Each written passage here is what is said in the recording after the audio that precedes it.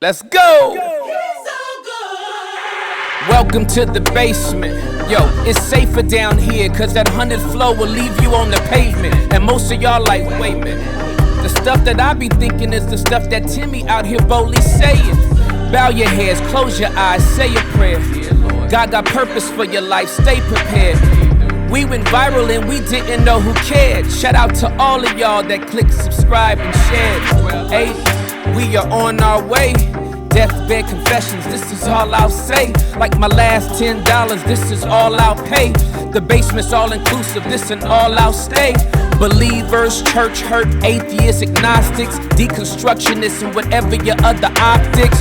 Press B and let's see what can be when we ask the Holy Spirit to come between you and me. What's up, my Tomies? I hope you're doing well. Listen, I'm on the set right now, and Tome is giving away 6 courses for the price of 1. The Good Friday sale. Dang, it's too good. 6 courses for the price of 1. And so if you could not afford course by course by course, you better get in now. I can't even remember all the ones that they're doing. What's the first one? Peace of mind. Peace of mind is the first. Listen, if you don't have peace of mind, you need to get it. What's the next one? Creating in chaos. Listen, this is the one that takes care of the distortion of your life and gives you clarity in a way that you've never had it before. Next, led. If you want to be led by the Holy Spirit, then you need to get this course, because this is the one that's going to show you how to lead and guide your life through the Holy Spirit's prompting. The Back Row Guide to Easter is 50% about Easter and 50% about people that have been hurt in church. And so if you have felt distant or in any way reticent about stepping back into a community, a household of faith, let this course be a blessing to you. Next, Peace of Mind 7-day devotional. Take everything from the course and break it down so that you can have 7 days in a row when you're intentional about your peace of mind. And finally, dun, dun, dun, dun, dun, dun.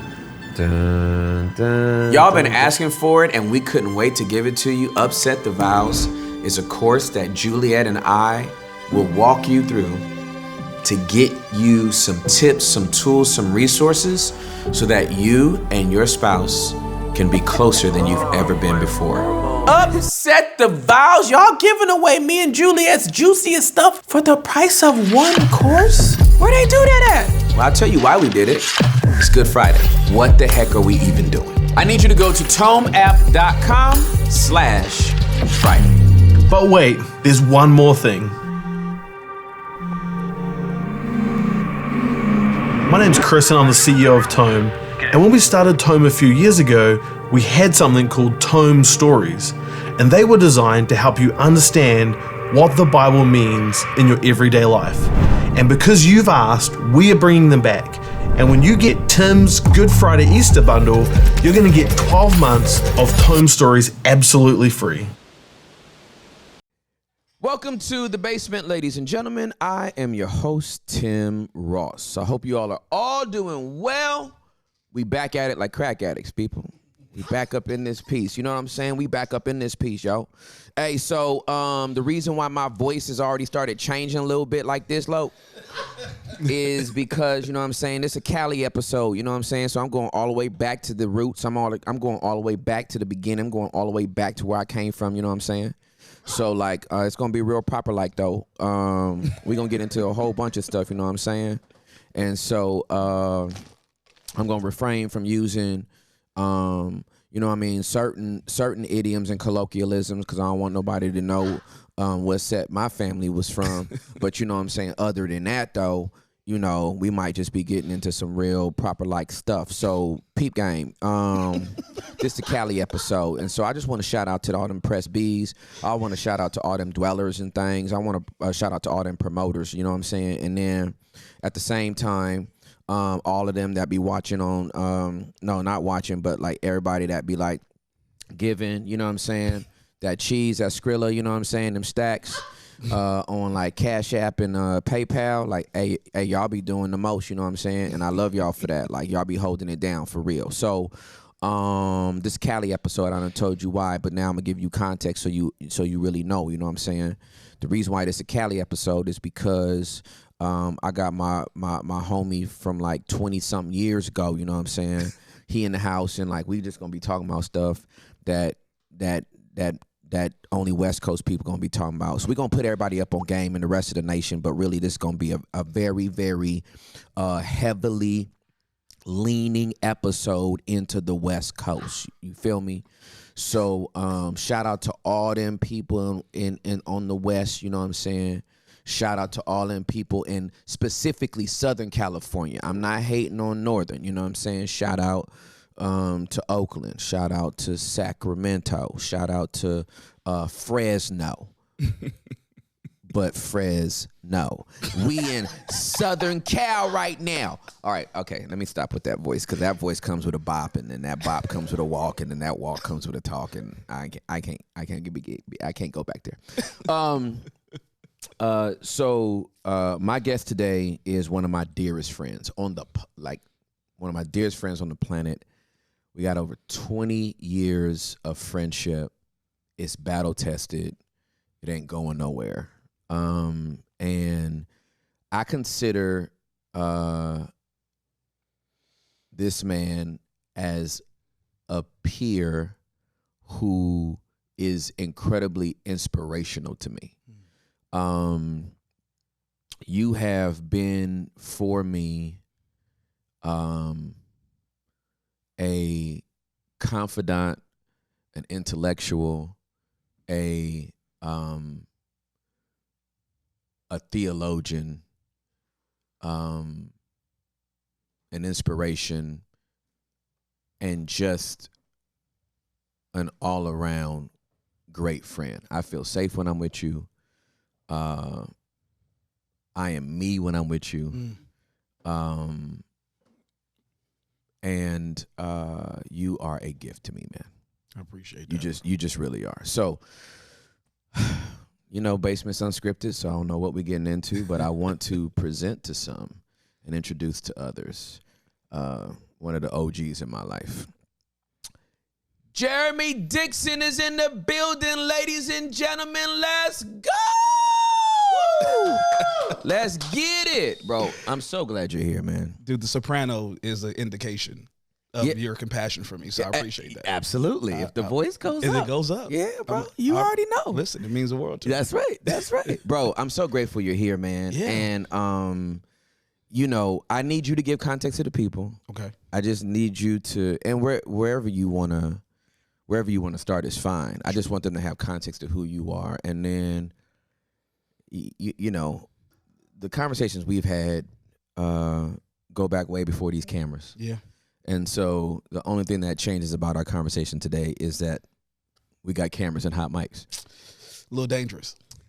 Not for me. I done already blew up my reputation. So let me tell you something. My reputation has been blown to smithereens. So I will protect yours at all costs. Dude, I love it. Because you are still leading a church. Yes. But I know the Lord told me to step down from leading a church so that there would be less tension in the assignment that I have now. Yeah. But bro, kind of just introduce yourself to the people and let them know who you are. Yeah. So, you know, the West Coast introduction probably is super fitting because I mean, born and bred. Yeah. We didn't know each other as children, but lived walking distance. Yep. So you were across Century. Yep. I was on 3rd Avenue. Yep.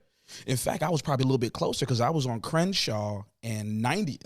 Yeah. For a minute, on that corner. Yeah. Crenshaw and Arborvitae is where we were. Exactly. Yeah. So, I mean, literally grew up in LA, in the city of Inglewood. Yeah. Inglewood. Up to no good. Yeah. In every shape, form, and fashion. Yes. And God, you know, those are the bloody years. Yep. But, I mean, and, you know, it's a blood neighborhood too. I mean, I wasn't a banger, but he's around it. You know, you around it. Listen, you was in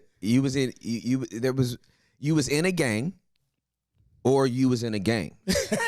Because here's the thing, even those not banging basically were another gang. That's true. What set you from? Oh, I ain't banging. Yep. You are actually. Exactly. You know what I mean? That's You're your the hood. gang that's not in the gang. That's right. That's your hood, man. So yeah, absolutely. But yeah, I grew up as a preacher's kid, you know that, and grew with a fierce aggression toward things that felt normative with no real impact.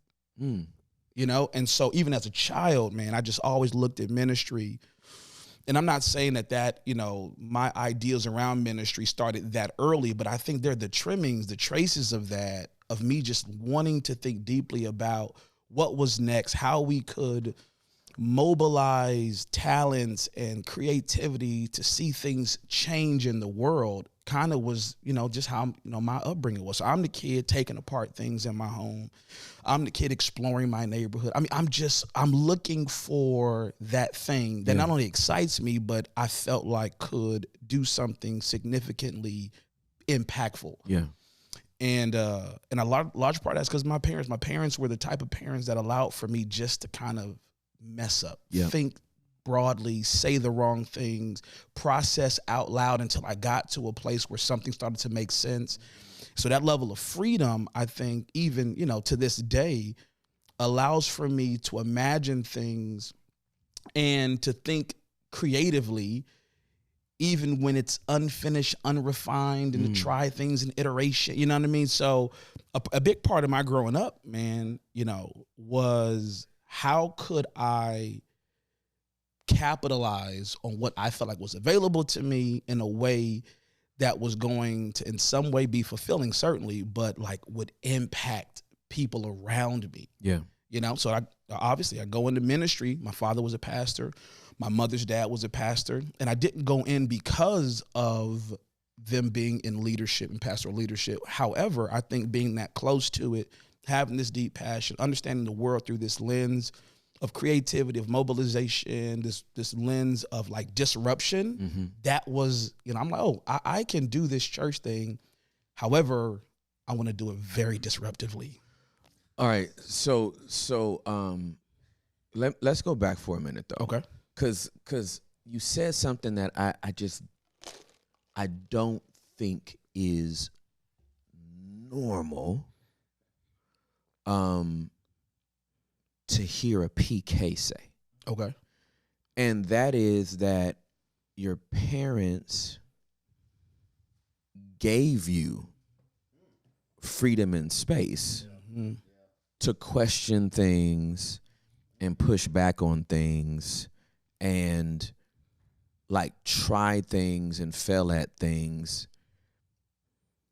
The average PK doesn't get that opportunity. Sure. Am I right or wrong? No, I on think that? you're spot on. Okay. I think you're spot on. I think one of the things that is unique about our family dynamic is, well, first of all, my mother, you know, as much as she loves me in ministry now, was vehemently opposed to it. You know, she had been the daughter of a pastor, Right. wife of a pastor, and she was like, dude, I don't know if this is what you want, bro. Run for your life. Right. So I think, you know, I grew up with parents who really did see they saw the raw talent and the favor of God and all those great things, and then allowed me, I think, because they were I wouldn't say afraid, but they were very cautious about setting the course for me. Then at some point in my life, realizing that I was fulfilling their plan or their destiny or things that they wanted to see, and then not myself fulfilled, and how God had uniquely gifted and blessed me. And so I think because of that, they were very, very conscious of just giving that. And it's so funny. Like there's the phrase nowadays is holding space. Like it's a big phrase. Yeah, now. yeah, Everybody's it is. holding space. My parents in the 80s, my parents were holding space. Yeah, that's They're fantastic. like, this dude's a nut. Yeah. This is not gonna work. Yeah. He's going in the wrong direction. Yeah. But let's let him kind of process a bit. Yep. Create, make some mistakes, make some things a little messy. Yep. Because I think they truly trusted God. Yeah, for sure. And trusted that the Lord was leading me, even though there were moments in which it didn't make a lot of sense. Yep. That's you know what I good. mean? Yeah, for sure. And that's not common. No, that's not common, bro. Yeah, kudos to your parents, man. Greg Dixon, Barbara Dixon, incredible people. Incredible people, man. Your dad is one of my heroes, man, because he gave me Yeah. He gave me space. Yeah. He held space for me. Absolutely. When I was a young preacher. Yeah. You were a young preacher, but you were the dopest dude out there at the time too. Nah, like I don't want to. Don't try to say like I was just figuring it out. No, you were killing the game 25 years ago. Okay. There are videos that we can search the archives, bro. You were murdering way bro. back then. All right, so you get into ministry with this disruptive bent. Absolutely. Now, most people are scared of disruption. Yes. Most people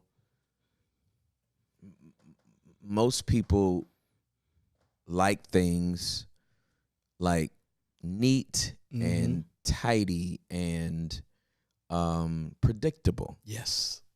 And familiar and comfortable.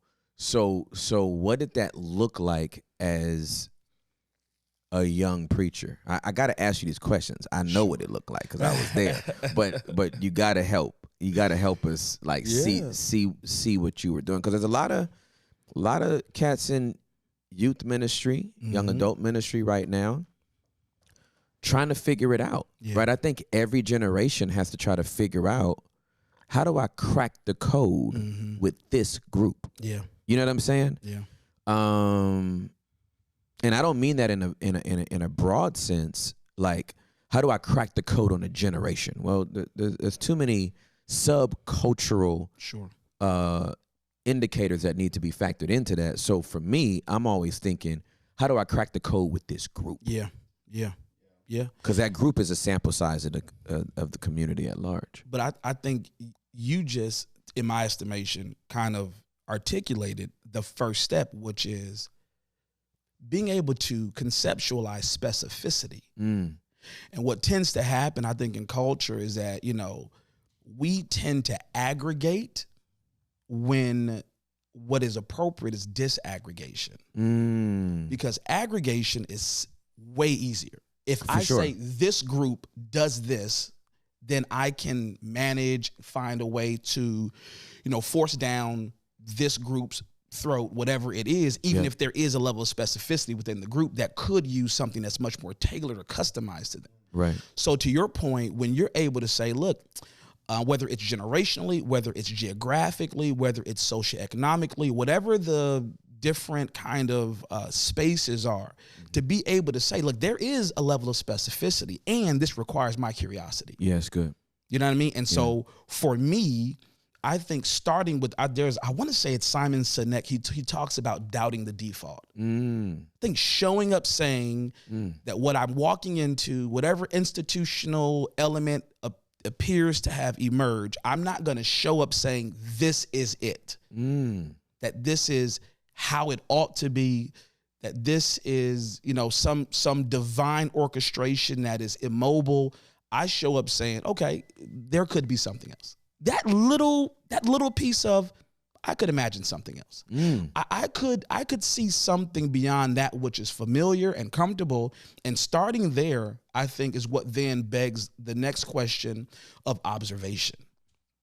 So once I can imagine, once I can break the barriers in my mind that suggest things have to be as I arrive and perceive them, then it allows me to take that next step of saying, let me observe what are some naturally recurring elements? What are some things? What is the population saying? Because oftentimes, man, in our line of work, in my line of work. Wow. Oh my gosh. Let me clarify. Bro, it's only been like 3.5 months. In my line of work. You act like I can't remember. I'm just saying. Hey, listen. That's great. It might be something you might want to forget. So let me just say this part. In my line of work, a big part of the way it's structured can be very one directional. Yes, very. We show up with something for them, whoever them are, whoever them is, right? We show up, we get in pulpits, we get on platforms because we have something to give. And sometimes we deprioritize observation. Who are they? You see what I'm saying? And I think a lot of times we talk, what's the next big fad or thing? And I'm a big dude on innovation. However, innovation it's way before we get to creating. What are we observing? Where's the empathy? Holding space to recognize, to see. So that's kind of been one of my, one of the golden threads for me is sitting in a space and being curious about the people I'm engaging with. Is that making sense? Bruh. I love the deep breath. Give me 2 more deep breaths, dude, because I just feel like I love that. And you asked for 2. All right, so, man, here's my thing.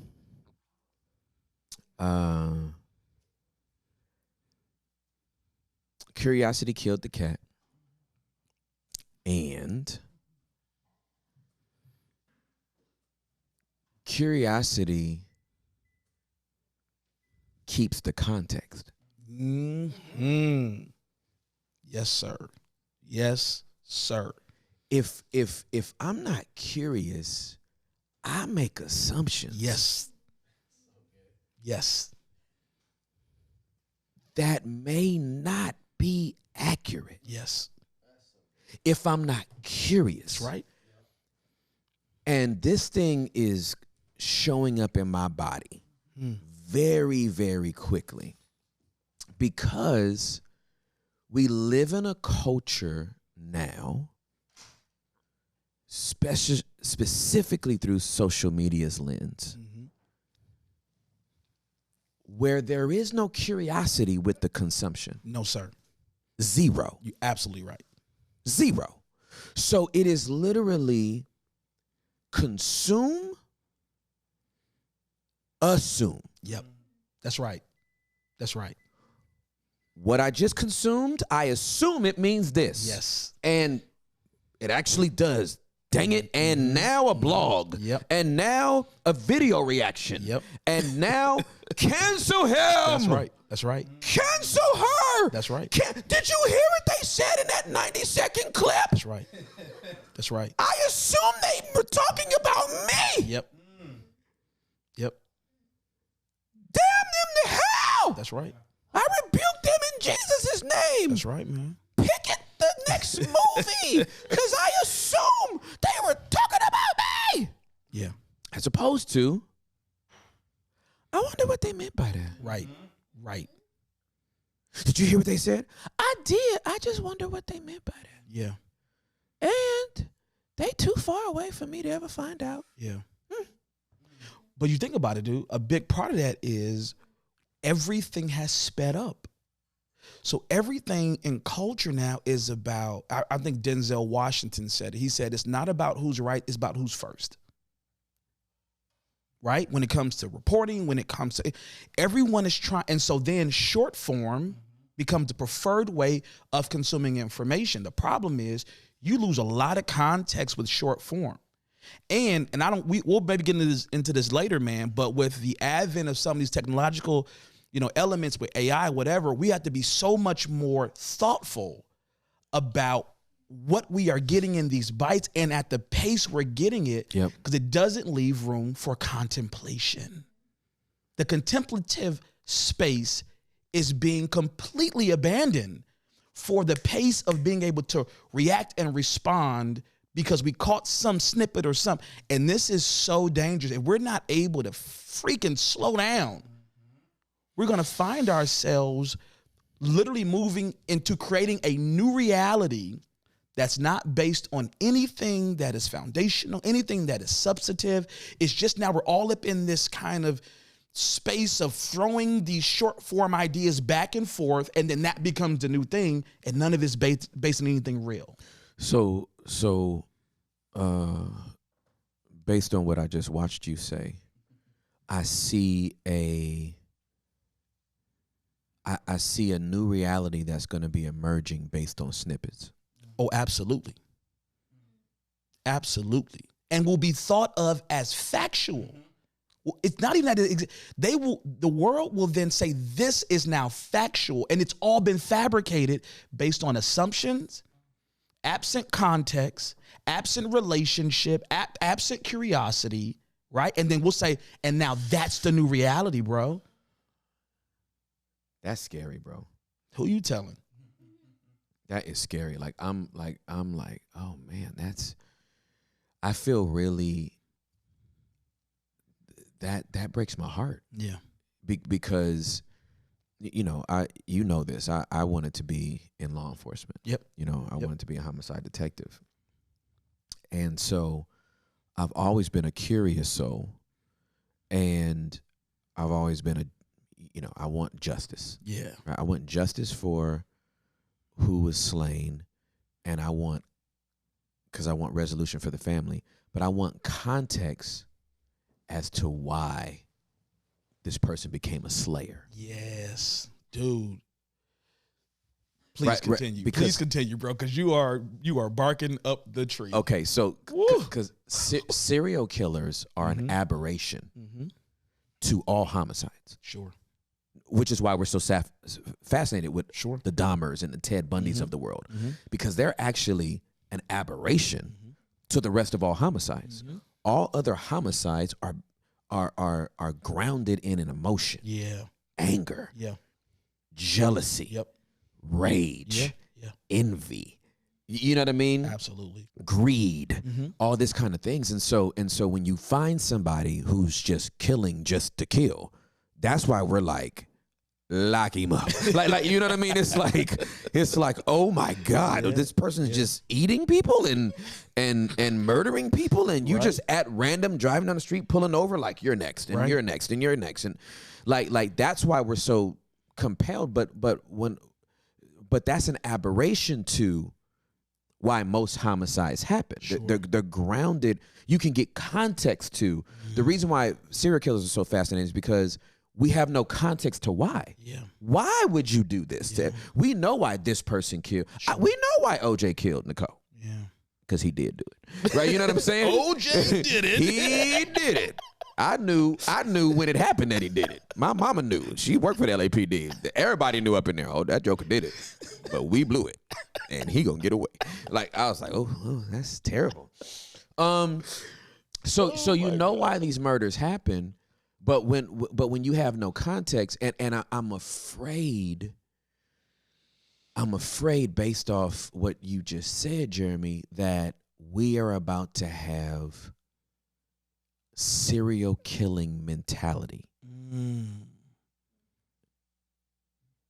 based off a reality of 90-second sound bites. Yeah.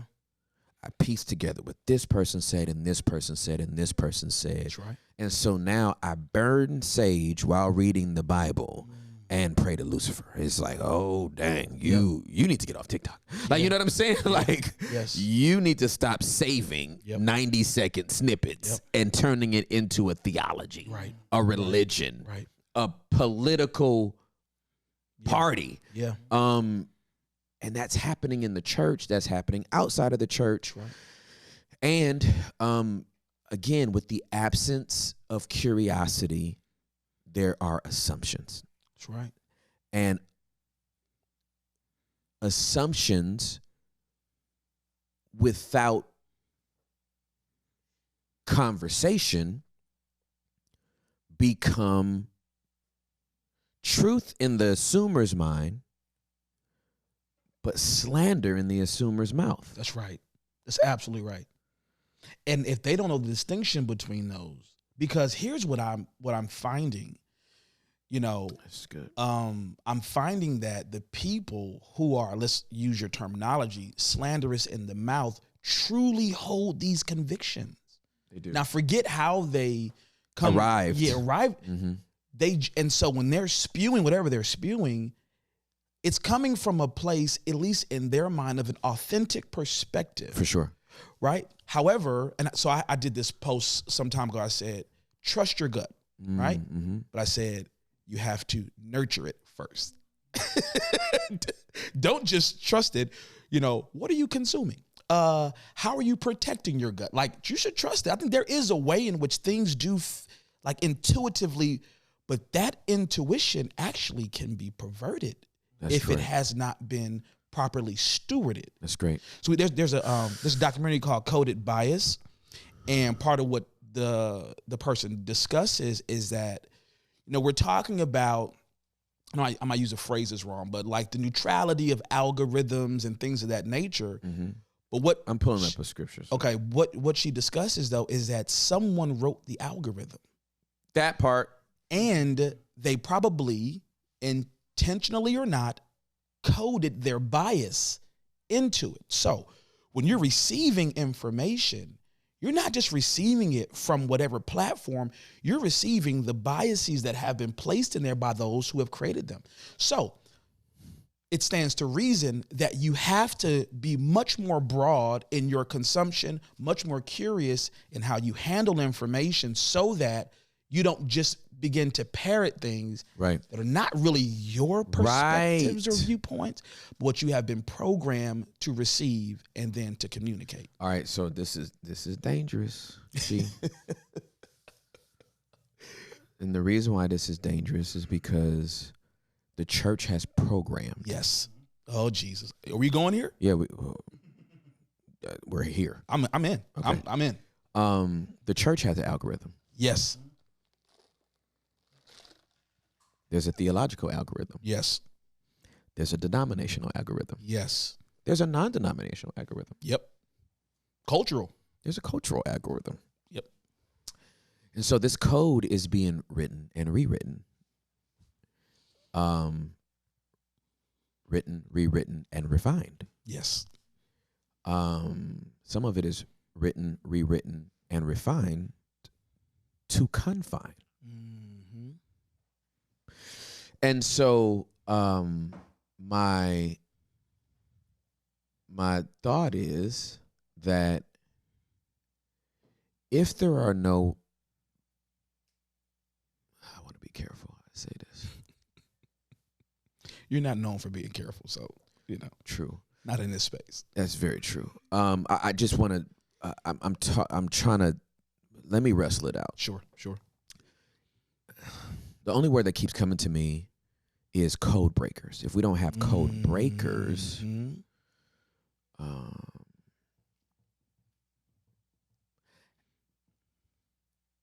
I think the word hacker has a bad reputation. I like it. I like where you're going. I think hackers have a bad, when you think of a hacker, you think, my identity was stolen. Right. I just got that Citibank card.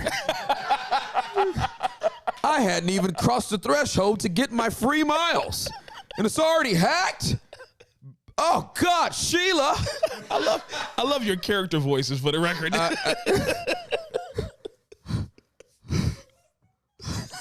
These darn hackers can't have anything in this world. Right. But like, man, sometimes you hack something, and then you get to the truth. Yeah. You decode. You break down the code and you realize there's a virus in here. Yeah, that's right. We would have never found this virus, without somebody decoding. That's right. Hey, baby. Hi. You're already done with all of your classes?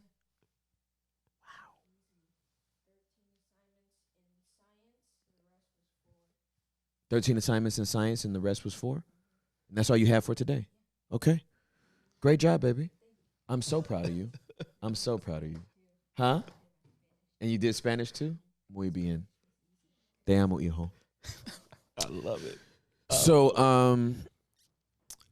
yeah, so code breakers. That's you were talking about hackers, code breakers. Yeah. But before I say that, I just want to say I'm so grateful that I get to do a pod that does not interrupt me from being a daddy. Yeah. Like that could literally make me cry. But like that's been your brand from when you first had the kids. You were never going to let That's correct. Anything. That's correct. Disrupt that connection or make them feel as though they didn't have access. Yeah, absolutely. Like you've always been that way with your family. Yeah, I told Juliet really early on, in our marriage, if it comes down between our marriage or ministry, I'm gonna drop ministry like a bad habit. Yeah. Point blank. Period. Yeah. Right. So, so these code breakers, right? We gotta have. If we don't have code breakers in the church, sometimes we don't know the truth. Right. And code breakers sometimes pay a very huge price. It's a very costly price to be a code breaker. You know what? I'm thinking maybe we have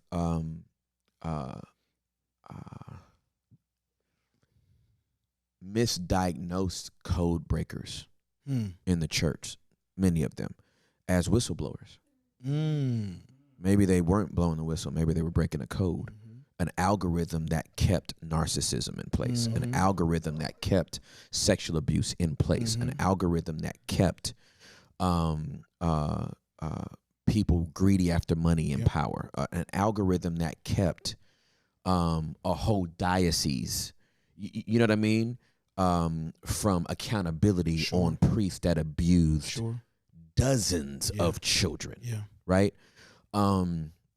Without code breakers, we don't get light into dark places. That's right. I would say that Jesus was a code breaker, and that's why he paid so dearly.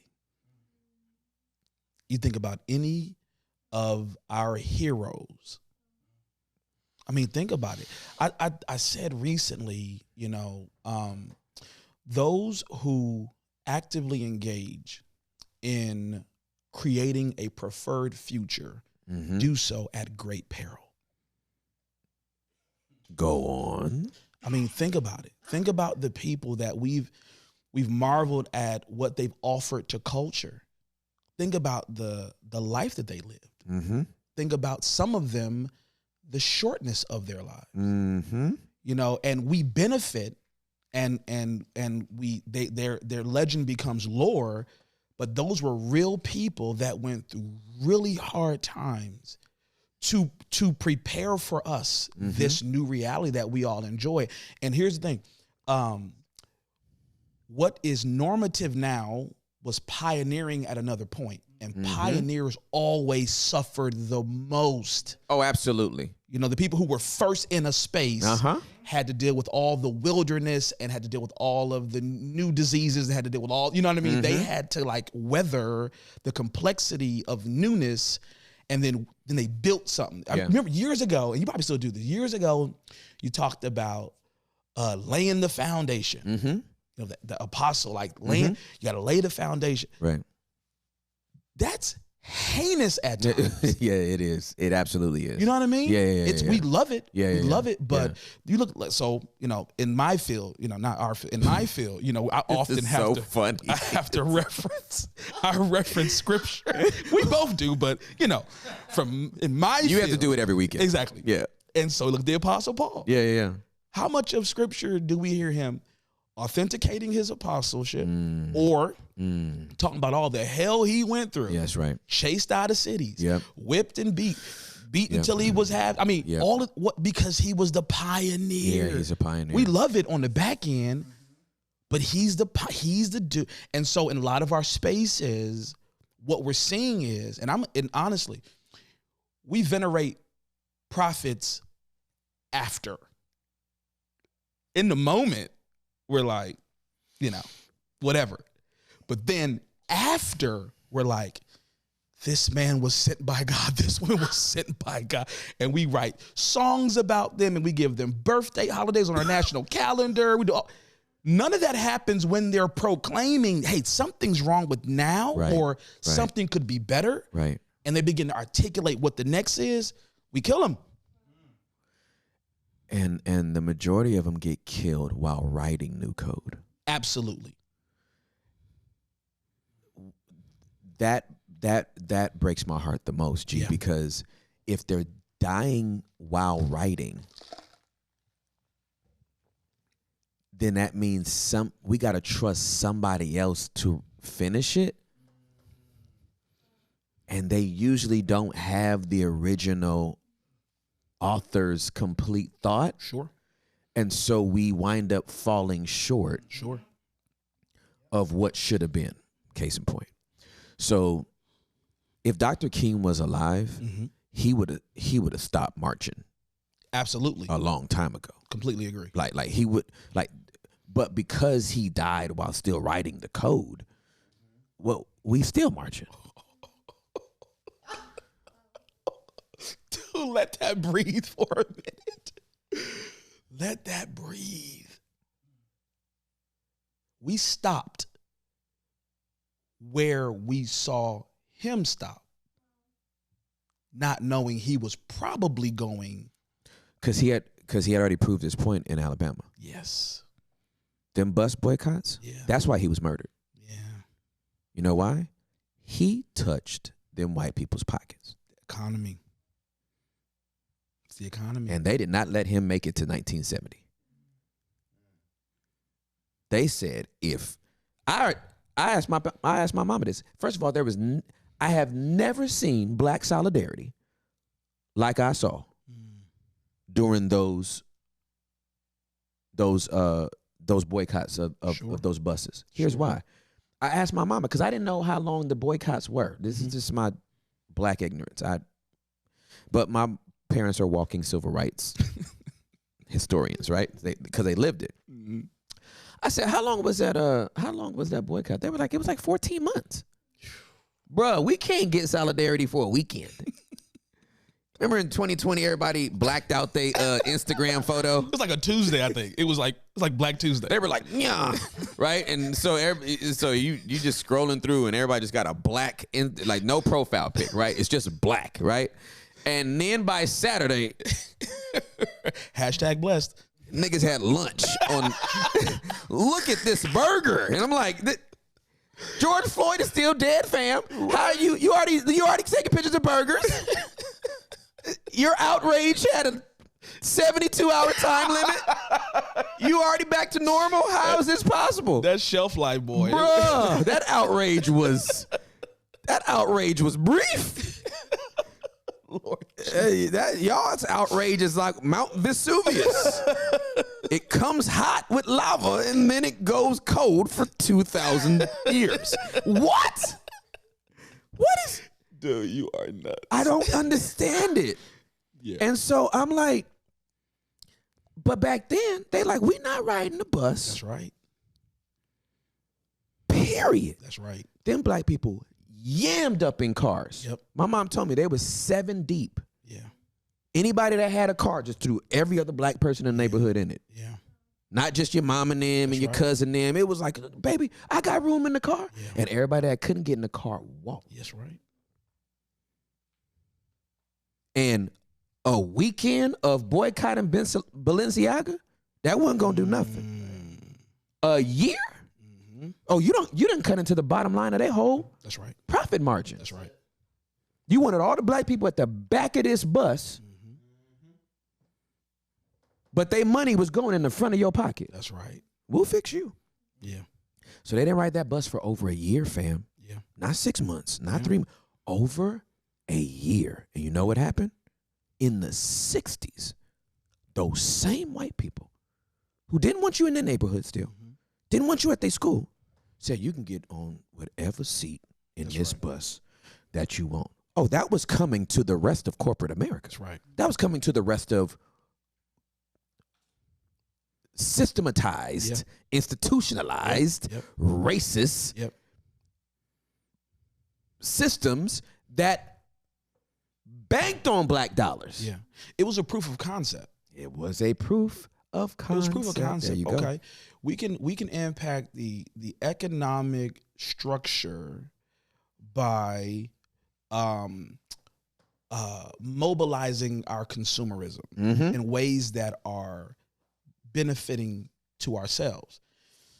If we did that now, because of the level, since we're talking about, African American culture right now, let's just say that happened now because of the collective buying power of African American people. There's some major moves that could be made. You know what I mean? But to your point, I think scaling that, I'm curious, and I need to, I'm similar to you. I need to bone up on all of my civil rights historical data. Me but too. I'm curious to see if there are other ways in which we saw that at that level or at a higher scale being replicated, around the country, and then what the outcomes were, because my sense is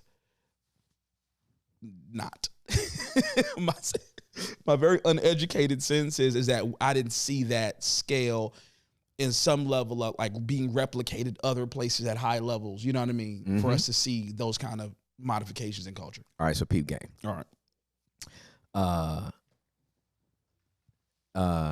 From 1955. Oh, wait a minute.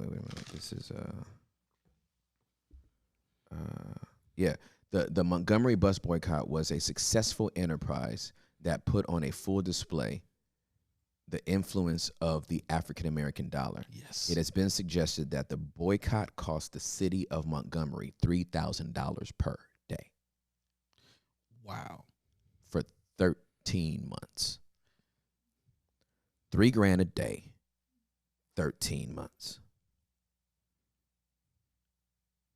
The bus has been, we have figured that the bus company has been losing about $3,000 per day. Now, let's do the math, which I can't do in my head.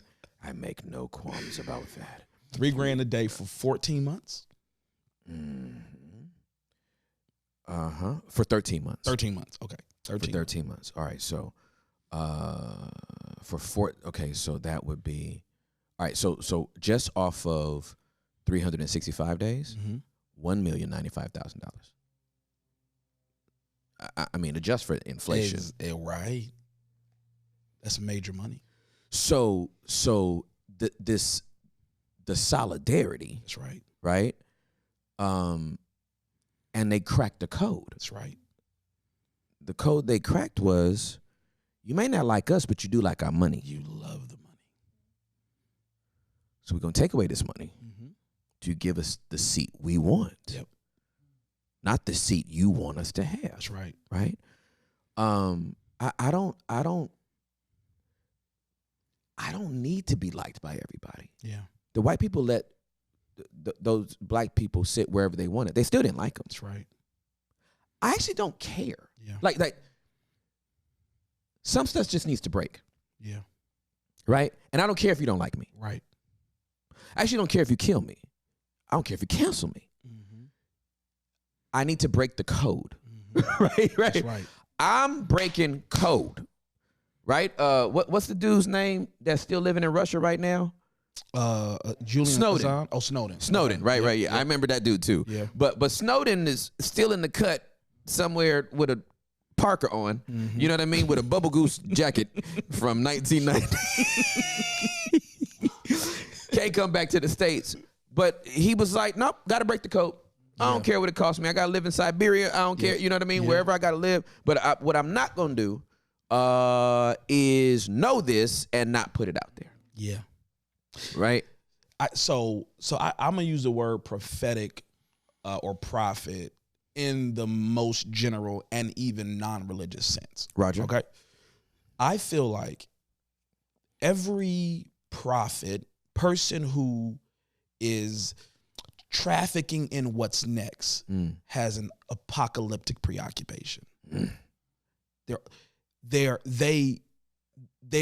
thinking about not only the iterations in society and culture, but they also, I think, have to answer these questions of their own end, right? And have to wrestle and settle. Yes, sir. So we back to Dr. King, you know, the night before he dies, like that speech becomes an epic, you know, display of his contentment with what his, and then the prophecy is fulfilled the next day, right? He knew he was going to die. He knew he was. That's what I'm saying. And but that wasn't like a sensing. But my point is, I think he had a convo. And I'm saying, and let's say post that convo, he settled it. That's what I'm saying. And I think what you just said, I don't care if you kill me or cancel me. I think anyone who does something of unique consequence has to settle that question. Are you willing, and it's become so cliche now, but it's a real question. Are you willing to die for this? Yes. Yeah. So This is in my skin now. That's how I feel about the basement. Yeah. I could not do this. Right. Right. I'm compelled to do this. Yeah.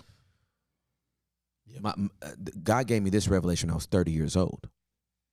Get as many people to the basement as you can.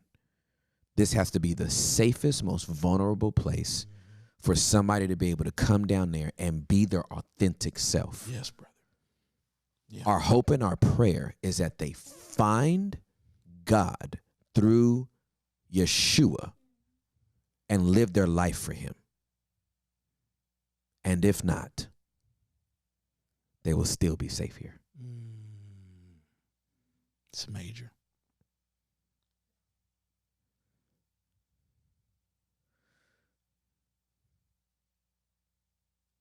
So you got to be safe enough to say where you are. That's right. You got to be safe enough to say who you are. Yep. You got to be safe enough to say why you are. Yeah. You got to be safe enough to say how you are. Yeah.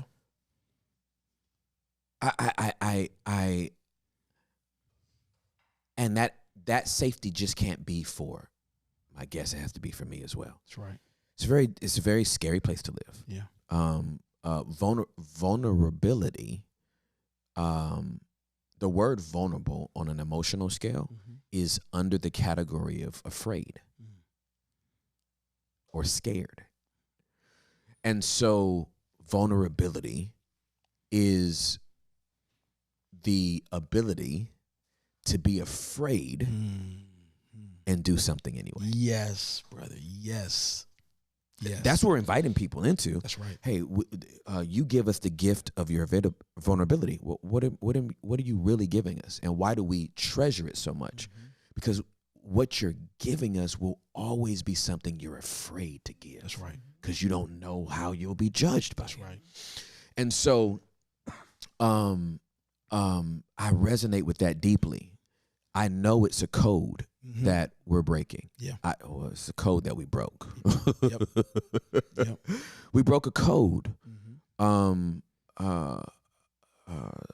Yeah, we broke a code. We're breaking codes and we're making code breakers. Yes. Yes. Yep. It's my first time saying all this. I love it. And I think, even when you were talking about, two things occurred to me when you were talking about the basement and its kind of the ethos. One is when you talk about the space to be who you are, where you are, all those things. The world does not offer that. It does. Even the people who pretend to. Right. Because even folk who fall under, certain kind of premises and principles of allowance and tolerance are intolerant to those who dissent from what their perspective is. Correct.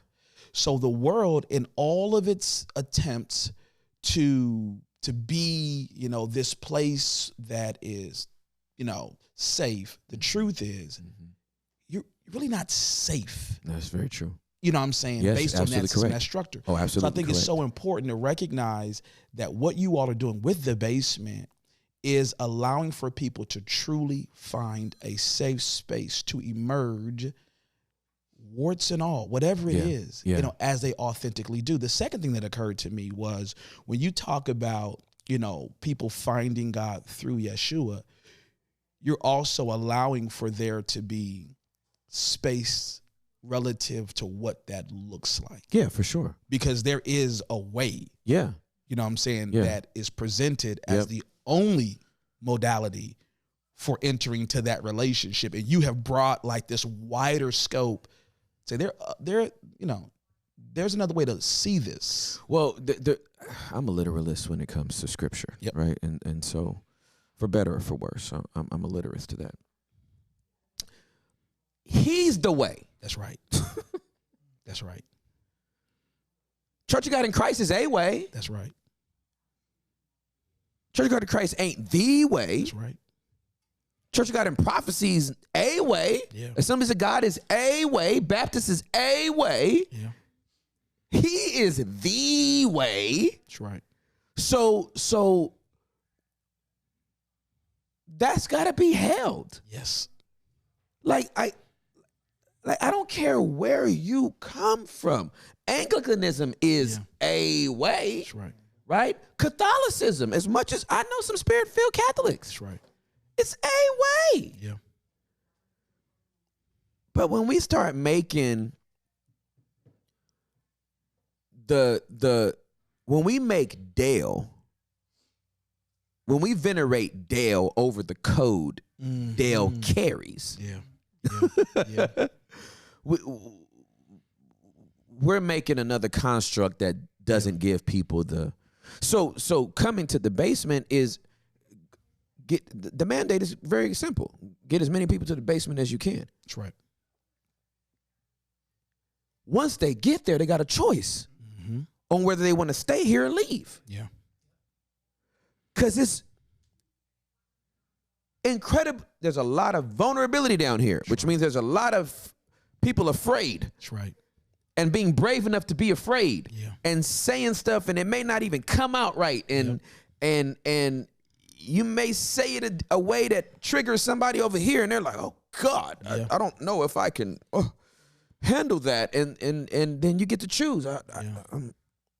I got to get out of here. Yeah. Or you can be like, I don't understand it, but I'm curious. Curious. I want to know why you like that. Right.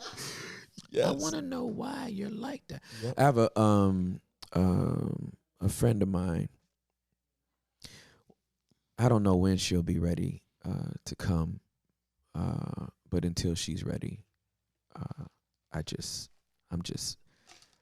so proud of her. Anyway, she lived her life 6 years as a man. Okay. Had her breasts removed, testosterone injections, beard, lived her life as a man, got married to a woman, and in the middle of a party, no sermon, no nothing, at her house, drinking, snorting coke. God said, I want you back.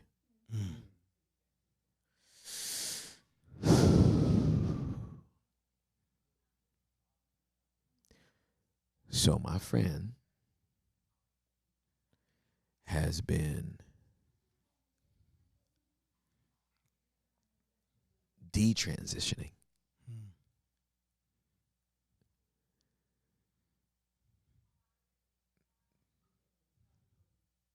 Because God said, I created you to be a woman. I want you back the way I made you. So she's not taking her testosterone injections anymore, but she still has a beard growing. Her voice has changed. And what man will ever love me to make this decision to follow Jesus after what has happened with the body that he gave me? Who am I? What am I? Where do I belong? The church just wants to use me as a poster child against transgenderism. Yep. This is one of my knocks with the church. Yep. Is because we have a lack of discipleship, we just want to use people as cute little posters for weekend messages. Yep. Oh, let's get a 3-minute video about the before and after, and we don't want to walk people through the discomfort of. My beard is still growing. I shave every day, but I'm a girl. But when you look at me, you think I'm a guy until you squint your eyes, and then I tell you, and then she goes by her real name now, and not the dude name, and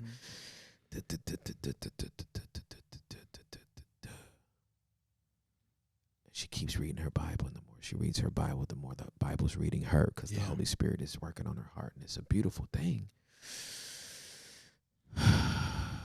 But we can't exploit people. That's right. And we can't pigeonhole people that are having a very transformational experience. Mm-hmm. And if we're not curious and we make assumptions, then we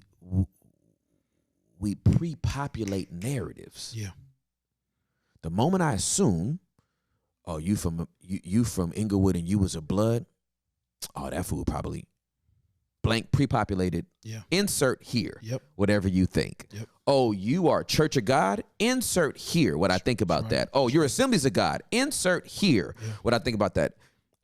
And we don't because we live in this world that aggregates. Yeah.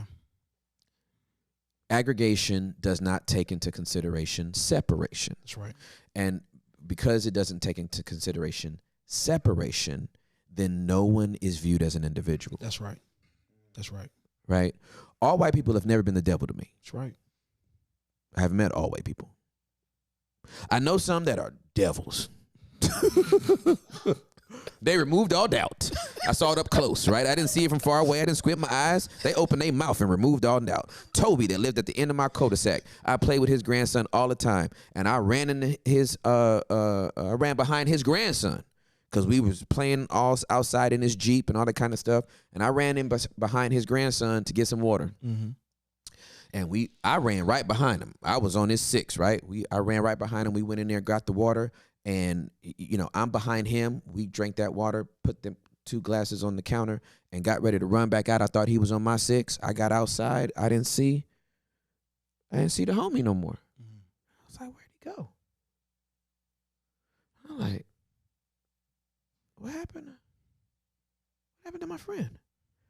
He didn't come out for like 5 minutes. And when he came out 5 minutes later, he didn't have a playful look on his face. He just was like kind of stoic. I'm like, bro, what happened? He was like, my grandpa said you can't come in the house anymore. I said, oh my God, did I spill the water? What happened? And he said he doesn't want any niggers in the house. Oh, Toby's racist. That's how I know Toby's racist. Right. Not because he's white. Right. Because he said, I don't want any niggers in the house. Right. He was cool with me in his Jeep. The Jeep didn't work. We were 6 or 7, 8, 9, playing with his little Jeep. He don't want any niggers in his house. Toby's a racist. Toby's a racist. Not white people. Yeah. Toby. Toby is a racist. Right? This is a case-by-case scenario. Absolutely. You know what I'm saying? Yeah. All men are dogs. No, they're not. The men you've been with are dogs. Yeah. You know what I'm saying? You haven't met a real man. So let's not generalize all men. Sure. All women are hoes. That's a pretty blanket statement. Right? It's a little aggressive. That's a little aggressive. I don't think they are. But maybe you met some hoes. Right. I'm not devaluing or dismissing your experience. Sure. I'm just saying the faux hoes that you've been messing with can't represent for, exactly. This is too small of a sample size, fam. Not sure you can get any empirical data off of 4 hoes in your condo. I'm just not. I don't think the way that goes. Oh my God. I take things on a case by case. Sure. All preachers just want your money. Your preacher wanted your money. Yeah. Right? And he got caught and went to jail. Yeah. He embezzled funds. Right. All preachers sleep with their parishioners. Your preacher slept with the parishioners, right? So that's your preacher. Right. I don't want to generalize. Yeah. The church right. doesn't care for people. Your church didn't care for people. Yeah. Go to another church. Yeah. Right? You get food poisoning in a restaurant. What do? Don't go back to that restaurant. That's right. You do not boycott all restaurants. Right? You just don't go to Panda Express no more. Why'd you have to call out a name? It feels better. I have nothing against Panda Express. This is brought to you in part by P.F. Chang's. That orange chicken in a clutch. If I want that much, Right. if I need my sugar to go back up, I'm coming for that orange chicken and that rice. So that's You're absolutely right. my passion. Hopefully what people hear us saying is, man, this will help people not deconstruct the whole church. Exactly. Just deconstruct your church. That's right. Yep. Leave his church out of this. That's right. Your church was a cancer cell. Yeah. It's unfortunate. You know what I mean? Some people get carjacked. It's unfortunate. Yeah. I'm not dismissing the experience that you had, but to take that experience and then globalize it Yeah. Yeah. is a massive overreach. Absolutely. It's an egregious offense to people that are doing things the right way. And it shows how myopic your view is of the world. Which I think begs the larger question about why I'm experiencing the world this way. Right? You know? I mean, I was thinking about this the other day, like the scripture that says, to the pure, all things are pure. Right? And I thought to myself, well, you couldn't mean all things, right? But I think the deeper understanding is that how you emerge, how you show up in the world has a striking impact on how you perceive it. That's correct.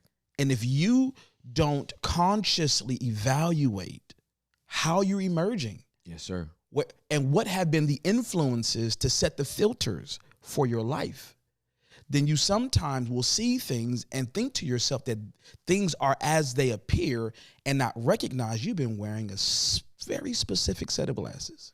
All right, so let me give you a Bible for this. Please. So this is Philippians 4. I did a sermon at Preston's church called Fix Your Thoughts. Okay. And it came from Philippians 4. This is NOT. Starting at the 8th verse. And now, dear brothers and sisters, one final thing.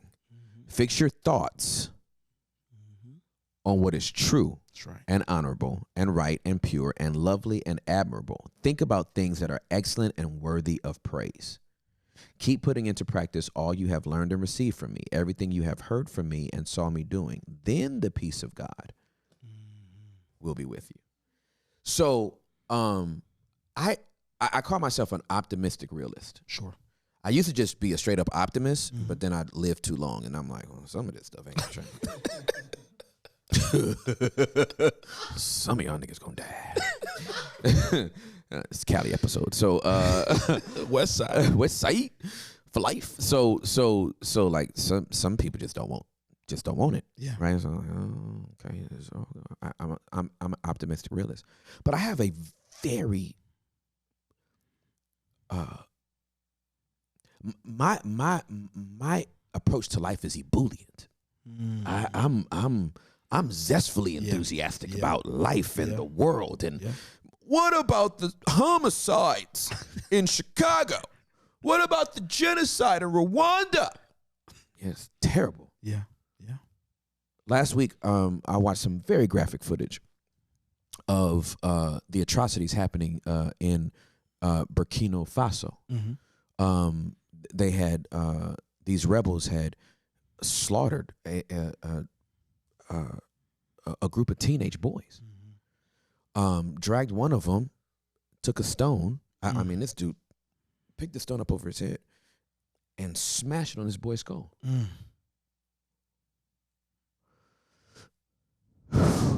It's tough to watch. Yeah. It's heartbreaking. It makes your heart bleed out. And the birth of my friend's twins is one of the most beautiful things I've ever encountered in my entire life. To hold the tension of those two things. That's right. Because if I deep dive into Burkina Faso, I won't enjoy my kids. If I only talk about the atrocities of the church,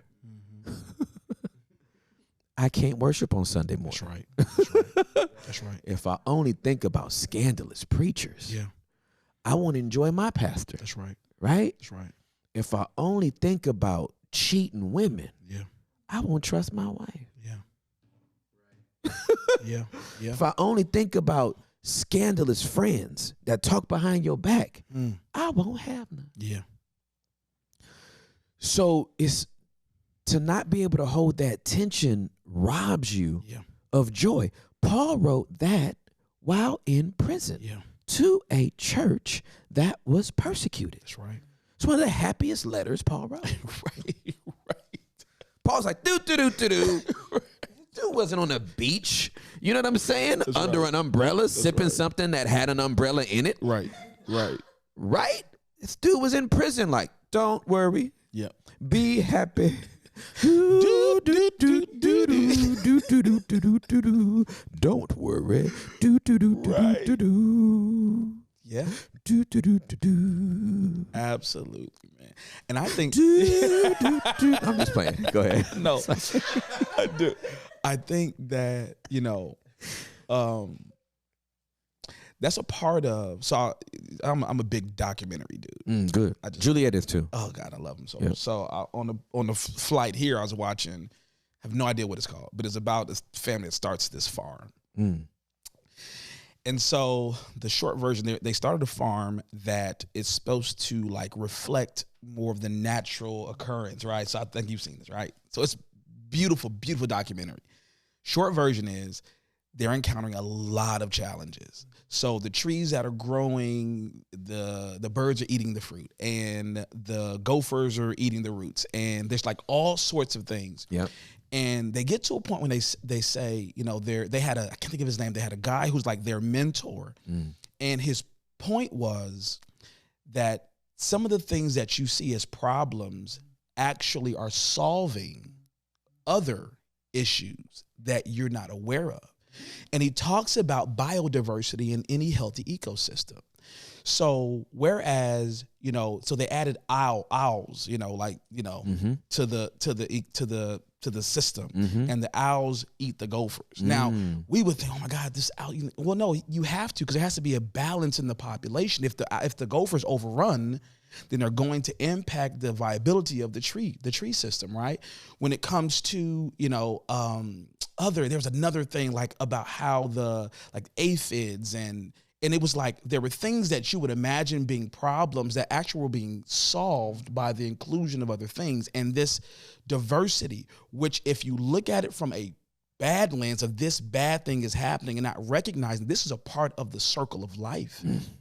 There is this balance that is forged by virtue of having things that feared. For instance, I'll give you an example, is like the feces from the cows. Yeah. Well, yeah, no one wants to walk through crap. However, absolutely. that becomes fertilizer. Absolutely correct. You know what I mean? Absolutely correct. The overgrowth that they put on the ground, while it's certainly a challenge, when the rain came, it soaked up the water to keep it so that it could, there's like all these things where it's how you look at it. And diversity isn't just about the color of a person's skin. Diversity is even about experiences. And some experiences don't feel great, but they are part of a larger picture that if you allow it to run its course, It's good. it will That's produce good, something of balance in your life. And so, I was talking recently, I'm like, look, I've been in seasons of life where I feel like I am like in my sweet spot. The favor of God, as we understand it, is manifesting at the same time walking through hell. And I know it's working together. There is this diversity of experience, diversity of people who are coming into my life that are blessing me and those who are detractors. And I have an option. Yeah. I can either get fixated on the downside, Yes, sir. or I can say, you know what? In all things, God is at work. And the diversity of my experiences, how I then categorize them as good and bad, are actually a part of this wider, diverse experience that brings about the best in me. Because I am called to live my best life. That's not going to come from only mountaintop or only experiences that I agree and sign off on. Right. It's the inclusion of things that I might not see as a wonderful thing. It's the Proverbs, I want to say Proverbs 15. And it says, where there are no oxen, the manger is clean. But like with it's 14. Is it 14, 14:5 or something like that? 14:4. 14:4? Yep. There are no oxen, the manger is clean.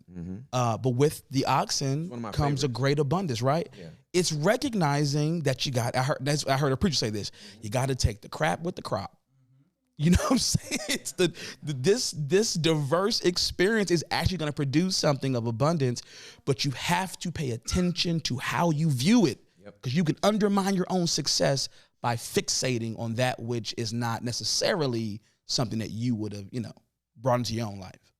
Proverbs 14:4. 14:4. There it is. Without oxen, a stable stays clean, but you need a strong ox for a large harvest. I actually teach whole leadership, like in organizations, Yes. church leadership, Yeah. staff. Yes. I always use this verse when I talk about staff. Absolutely. If you want a clean church, Yes, brother. get out of it. Yeah. You first of all, the church ain't people. I mean, the church is not a building. But if you want to say it's a building, Right. if you want it to be clean and holy, get out. That's right. You get out. First. You lead the charge out. You go first. Leave. Right. Right. Don't say the pastor needs to leave. Right. And the evangelist needs to leave. And the deacon needs to leave. The choir member needs to leave. The drummer needs to leave. The singers need to leave. Oh my God. Church mothers need to leave. No, nigga, you leave. You walk out the door. Okay? Right. First. Right. Absolutely. Okay. Numero uno. Numero dos. Lock it. Yeah. And that'll be a sanctuary, right, that the Lord can inhabit by himself with all his holiness, right? But as long as you're going to have people, Yep. you're going to have problems. That's right. So here's the thing. God's never had a problem with poop. Right. Neither has a farmer. Yep. Poop management is the issue. That's right. Do you have a power washer? Do you have a shovel? Right. Do you have a management system Yep. for the waste left behind from the work That's right. that these animals do? That's right. Do you have a strategy for the problems people are going to leave behind while doing the work of God that you want them to do? You should have an HR system. You should have a system for discipline. You should have a system for correcting behavior. You should have a system for personal development and growth. Yeah. I will say to lead pastors, if your staff is not exposed to the same thing you're exposed to, don't ever expect them to get your vision. That's right. That's right. Now hear me, I'm not talking about like you got a word from the Lord. Mm-hmm. I'm talking about you went to some great conference and you grew, but you didn't take your leadership team with That's you. right. That's right. Or you reading all the books, but you don't have them read them with you. Yeah. And so you're continuing to grow in this knowledge, and then you got the nerve 5 years from now to turn around and be like, I ain't got the type of team that can support me. That's right. I've outgrown these peasants. Right. That's right. They ain't on my level. That's you right. didn't bring them with you. That's right. On Jesus's best day, if we want to call it that, right? Mount of Transfiguration. Mm-hmm. Peter, James, and John was with him. Mm-hmm. On Jesus's worst day, if you want to call it that, which I'd argue is the Garden of Gethsemane, not the cross. Peter, James, and John was with him. Mm-hmm. So leadership doesn't have to be lonely. That's right. And you don't even have to have people on your level. That's right. Because are we going to say that Peter, James, and John was on Jesus' level? You're right. So you don't need another preacher friend. I don't have nobody that just understands what it's like to be a preacher. You don't need nobody to understand what it's like to be a preacher. You need somebody to understand you. Yeah. Yeah. Can they hold space for you as a person, not you as a preacher?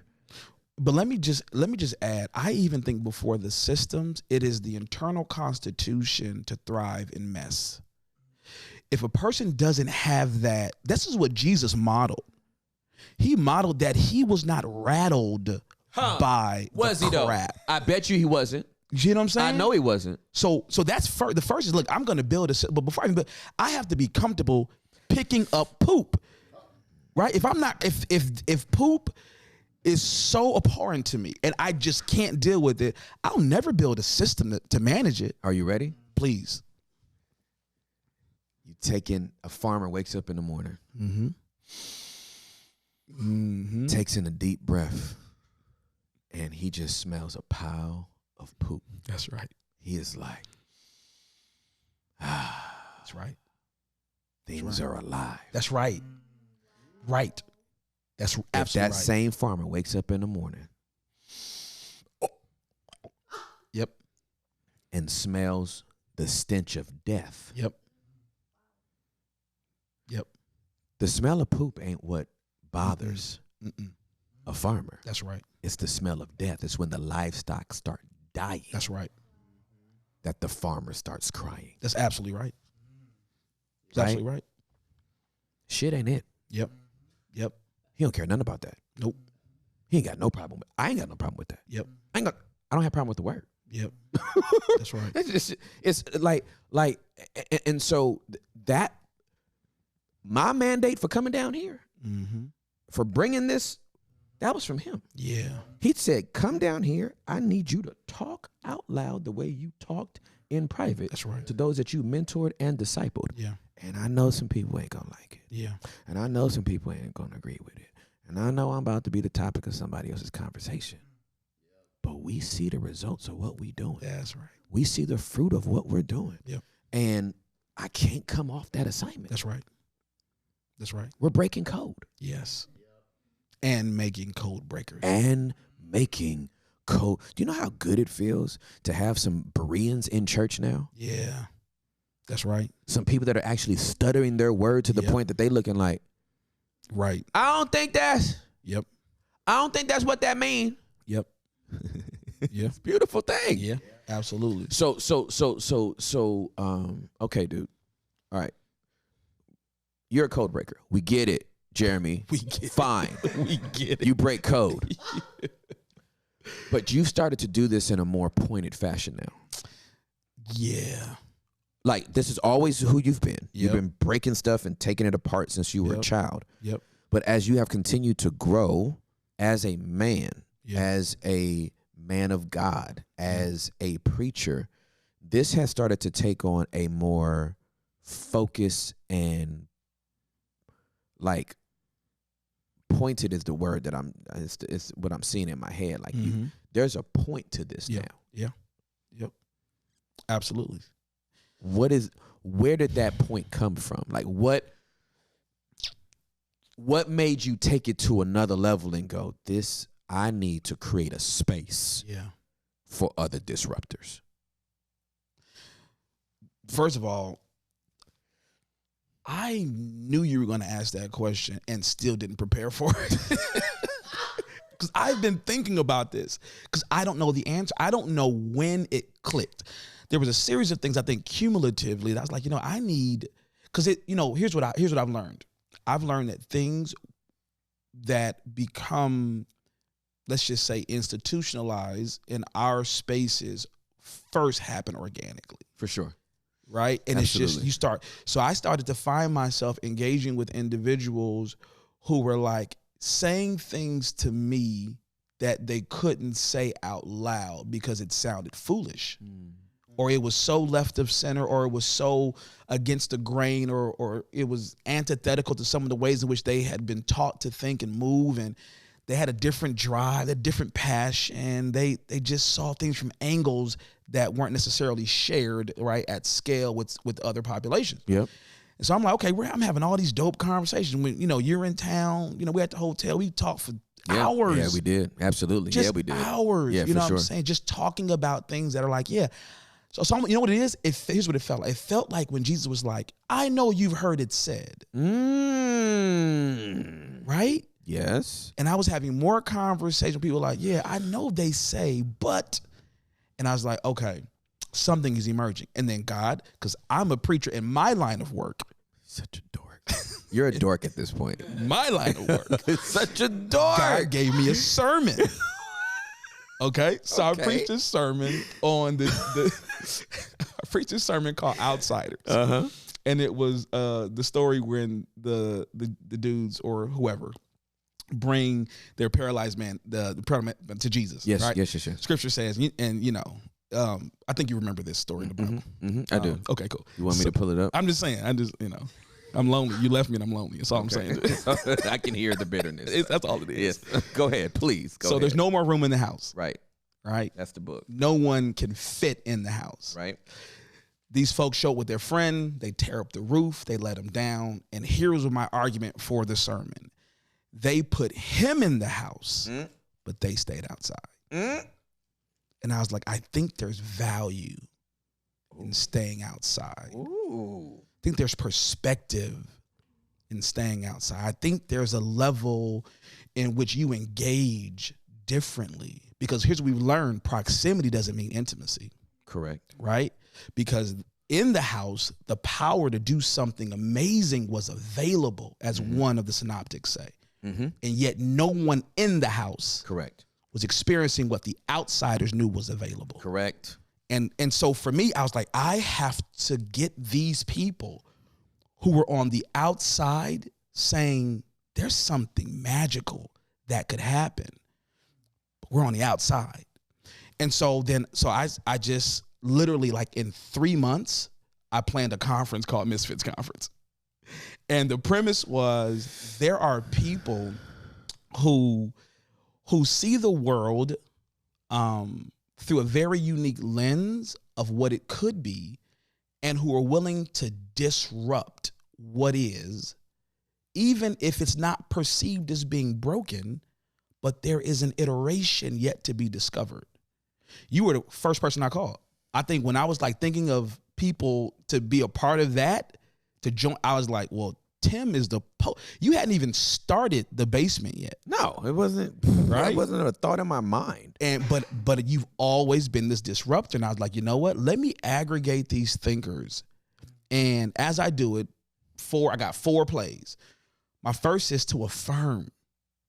Because the problem, like, I think about, I use in kind of the explanation of this modality, I use the whole like school for the what's the X-Men school? Xavier school for extraordinary people or something like that. Yeah. So I'm like, a big part of what Xavier was doing, in this, mythical kind of construct, was he was affirming that, yeah, you are different, but there's something valuable if your difference can be mobilized for good. So the first thing for me was, look, can I tell people, I know that there's certain things that you don't say out loud because you're afraid of how it might mark you. But I'm going to affirm. I'm going to affirm, even if it's a little messy. It's a little underdeveloped. It's unrefined. It's okay. I say messy stuff. Right. I'm going to affirm that, because I've learned by how I was raised that if you just continue like adding skill, knowledge, insight, to whatever is kind of just naturally recurring, eventually the iterations get better. So affirming them, aggregating them, get them in the space. One of the things that I think has been a huge, lift for me personally is having guys like you in my life that I can say things out loud to and find. When we talked about the conference and you talked about the minimalism, and like there was a frequency, and you mentioned that, like there was this level in which we are. And even when I met Hector, you were like, he's one of us. Oh, absolutely correct. You know what I'm saying? Absolutely. Yeah. So I'm like, okay, there is this aggregation, and I won't, spend preaching a sermon, but from affirmation to aggregation, intel, and then amplification. I'm like, I'm going to be Nick Fury. I'm going to put the team together and find a way to amplify the voices of these communities of practice relative to these outside misfit thinkers, these entrepreneurial type individuals, so that we can see actual cultural change. I want to move the needle. I think many of us are tired, especially in religious spaces, tired of just the Sunday in, Sunday out, with no way to see like a tangible impact. And I'm not saying every pastor. I'm saying there are tons of pastors, and we can sit here and name them, who are killing the game. Large church, small church, there are some incredible thinkers, leaders, pastors, preachers who are killing the game.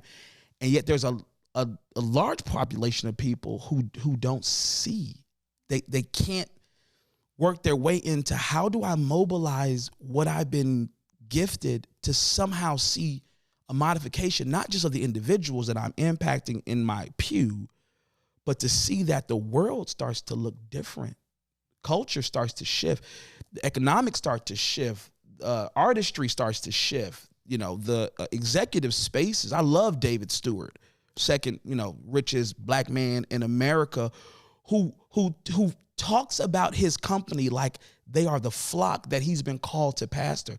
That is a misfit mindset. Yeah, for sure. To have a global $1 billion company and you're praying for your employees and have a pastoral heart relative to their success. So I'm like, yo, this is where the magic, we want to see actual marketplace shift.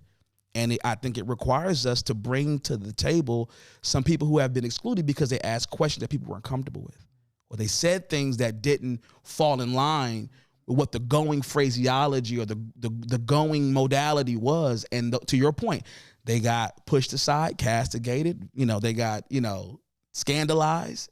And we just, because we wanted to protect what happened with Jesus. They had a very sophisticated system for how sins were to be forgiven under that temple code. Correct. And Christ is like, nah, your sins are forgiven. Wait, you just went around an entire system, right, and in a conversation did something. Right? Wade. Yeah, that the system was supposed to do. The system was designed. And here's the deal. There's so much of an economy built around the system. It ain't just about our theology. You messing with our livelihood, the way in which we understand the world, and how we have a level of authority, significance, place. Who we are is tied to our capacity to play in this system, and then you just subverted it. You see what I'm saying? It ain't just my theology, it's my life. Okay, so I'm recalling the 3 Iron Man movies. Okay. And he just felt like some dudes. I think one of them was his coat, after he took over his dad's company, and then he could fight the bald dude. Yeah, that's the bald dude. The first one. That's the first one, and then the second one was, I guess, not that memorable. And then I forgot the Russian guy. Right, he's fighting the Russian guy to split the car in half and F on the racetrack. Is that 2? I think that's that 2. is 2. And then 3, he was just fighting himself. Right, he was just fighting a bunch of Iron Mans. Right. Yep.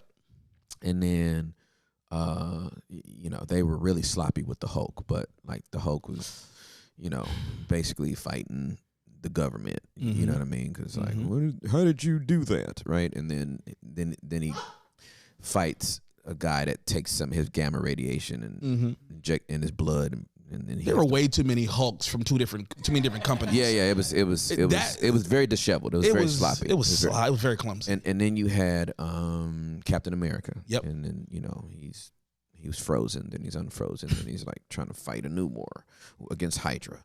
And then I'm going somewhere with this. And then Black Panther had to fight his cousin. Mm-hmm. And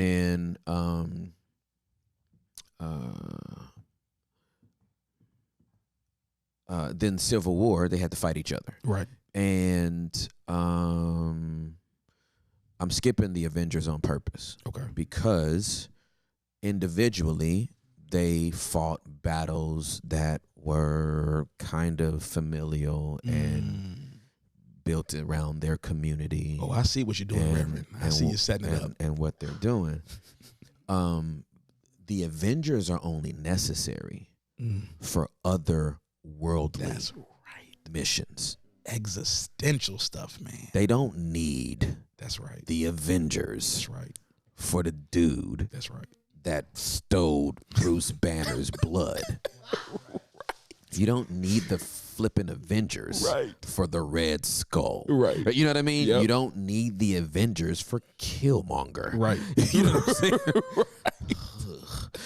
You know what I mean? And so those standalone movies were not existential crisis that needed resolution from a conglomerate of people, right? Captain Marvel ain't even paged. Never. Not until. You know what I'm saying? Right. Until the snap. That's right. Right? So Nick Fury, how do we get people who have 2 and 3 movies and have had success on their own to play with somebody else that has powers that are different from theirs? That's right. And the only thing that's bringing them together is the exit. How do you get people to look higher than their own little fight? Yeah. Right? Yep. Wakanda was behind a veil. Yeah. That's right. How do you get them to remove that veil and introduce themselves to the world while playing alongside as an integral part of 4, 5, 6, 7 other people to go, this situation is bigger than anything I can handle or would want to do by myself. I'm ready to be a part of a team to take that down. Yeah. So I think let's stay with the Avengers kind of modality. Yes, Nick. I think the perception of threat has to be crystallized. And oftentimes, That's really good. right? And oftentimes what tends to happen is if you're too localized in your experience, too localized in your engagement, and if you're not paying attention to what's happening in the broader construct of civilization, it is very easy to miss the big fights. If you are, and it's going back to this code breaker thing, man, if you profit from the code as it is currently written and don't recognize that everything collapses. So there's out of the Berkana Institute, there is this theory of change called the two loops theory. Have we talked about this? Mm-mm. And so the two loops theory is this idea that one of the incorrect ways of looking at anything in society is through the lens of how mechanistically, Okay. where you can just fix it, add a new part, a new plug-in, a new whatever, and then we'll just keep it going. And what these two women actually suggest is that society and its institutions are more like organisms that have birth, peaks and death. Mm-hmm. And what you have to recognize, you have to, number one, identify where you are on that continuum. You know what I mean? Because what tends to happen is we get to the peaks and we become very comfortable because the institution is at its height, and we're not thinking about the fact that everything in the history of civilization, every great superpower, Rome, Great Britain, Persia, Babylon, Egypt, you name it, all of them had massive success, and all of them ended, right? As far as how we know them as superpowers, right? So this is I'm not unique in this. This is a critique on kind of American elitism and imperialism is not recognizing, someone handed us the baton. You do recognize that all things do eventually, right, come to a close. So their theory is that while that's running, that's the top loop. While that's running, there's a bottom loop. Okay. And the bottom loop is the loop of individuals, people with entrepreneurial spirits, outsiders, individuals who haven't necessarily fit in or profited from the institution, who are in these silos creating. And then when these individuals who are starting to see and have epiphany and starting to imagine a new world begin to get together and develop these communities of practice, they begin to forge what will be the new thing, what will be the new iteration, right? So here's my suggestion. Part of what has to happen, I think, for us to imagine the need for us to link up as Avengers is for us to recognize that there is an existential threat to the arrogance of not being able to perceive that all of this could collapse. What happens in the Avengers is that at a certain point, in fact, I don't know if it's Endgame or something, it's when Ruffalo, who is the Hulk, comes through this portal having engaged right with Thanos and is like, yo, we have a problem. A big problem. And it took a minute for everyone to kind of like really understand what was going on, but it was the evangelistic nature of having experienced the problem and communicating, no, I've seen it. And there is something that is bigger than any one of us. Wow. And so for me, I think why your podcast and others like you and what we're doing is so important is because we're the freaking dudes ringing the bell. Yes, sir. We're ringing the bell, and we're not saying we have all the answers. We're saying we've got to link up to solve big problems relative to where our world is headed and what that will mean for those of us, because it's not even pessimistic, because we believe there is an answer. There is an answer. Right? Absolutely. We have a preferred future in our imagination, but I think it's incumbent upon us to say, yo, all the people who are, and I'm telling you this, bro, the people who've been sitting on the sidelines waiting to get called into the game. Because I'm going to say something else. Some of the people that we think are Avengers, they not. They not Avengers. They not, and I'm not trying to be critical of anybody, but yo, like at the end of the day, if it takes a certain grit, a certain fortitude, a certain capacity to not be so self-absorbed that all you think about is what's going to happen in your context to really be an Avenger. You got to be willing to jump on that grenade for the livelihood of somebody else. And we have to be honest about that assessment and stop trying to make people who are spectators Avengers because they got a title. Let's find the real Avengers. Let's ring the bell. Let's whatever. It's the basement. It's Misfit Manifest. Hey, we're ringing the bell to the people who really have a deep sense of calling to do something that will be absolutely cataclysmic in culture. And let's aggregate them.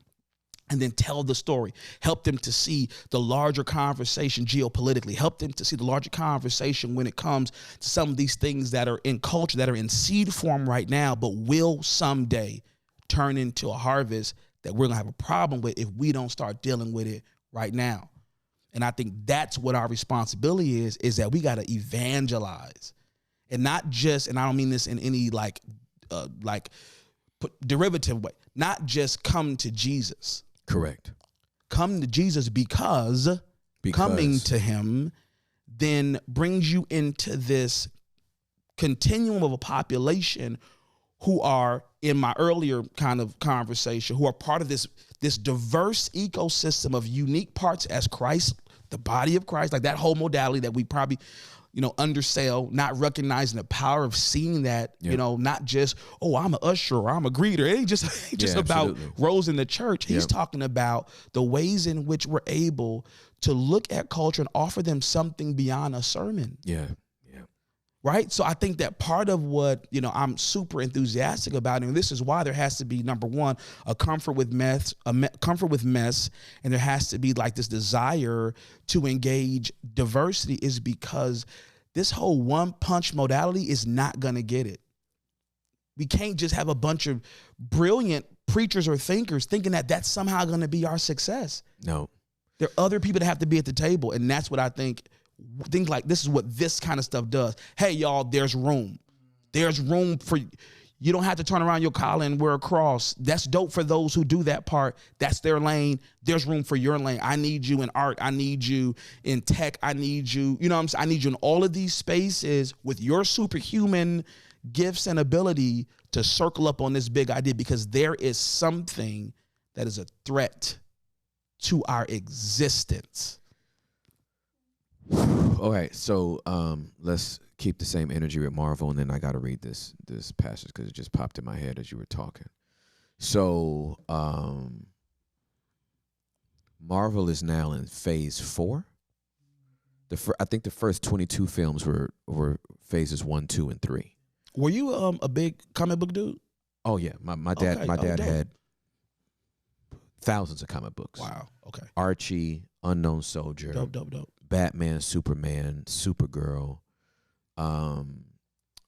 Spider-Man, Daredevil, Iron Man, Black Panther. Like okay. That was my childhood. Got it. My dad went and bought, $2 worth of comics, and there was always a stack every week, and oh wow. I'm glad it wasn't Playboy magazines. Right. You know what I mean? Right, so right. I had this beautiful. So I'm very tied into the narratives. Yeah. DC disappoints me. DC might as well stand for disappointing content. I've never said that in my life, but they can't get it right. They instead of just slow baking their universe cinematically, they try to speed up to catch Marvel, and it's just too sloppy. So I wish I could be like in Justice League, but it's just too crappy. So No, it's not the Bible yet. So we're in phases 4, 5, and 6. We've moved on from Thanos, right? Yep. Now we're Kang, the rise of Kang. Yep. And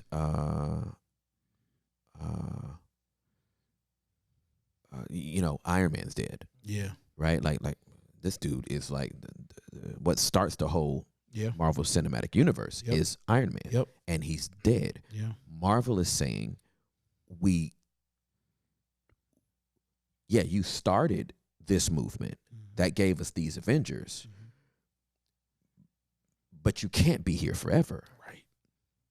The empires weren't. That's right. The individuals are not. That's right. Right? And so you have to now fall in love with the movement and the mission more than the men and women behind it. That's right.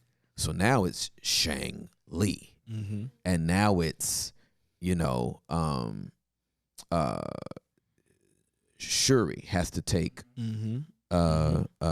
T'Challa's place. And we got the Submariner, who is Kukulkan. You know what I mean? Like, you got all these new people. And they don't hit like the originals, but they're continuing the mission. Right? Because the mission is to continue to make sure the world is safe and blah, blah, blah, blah. There's a selfishness that one has to have to only care about their watch. That's right. Their movement, their movies. It's as long as I'm the keynote speaker still, as long as I'm credited, as long as I get top billing. And when you make iconic movies and it's a star-studded cast, we're going to get a pissing contest about whose name is first, or are we just happy that we're all in the movie? So this passage came up. This is an obscure passage. I know a lot of people think Tim been loose with his mouth and still picking up his Bible. And I'm going to remind him of some verses that talk about obscene language. I know those verses. And I just have a different perspective on those verses. I agree with those verses, but you're not even curious enough to ask me why. So I'm not going to even entertain it right now.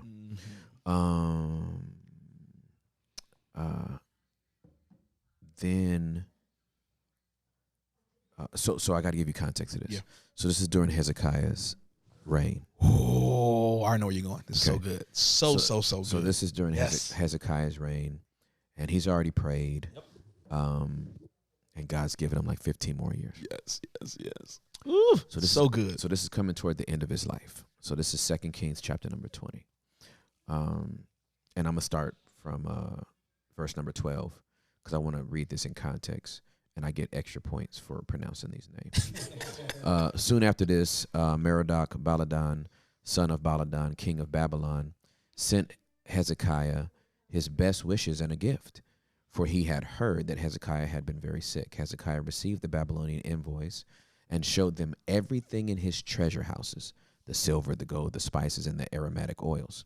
He also took them to see his armory and showed them everything in his royal treasuries.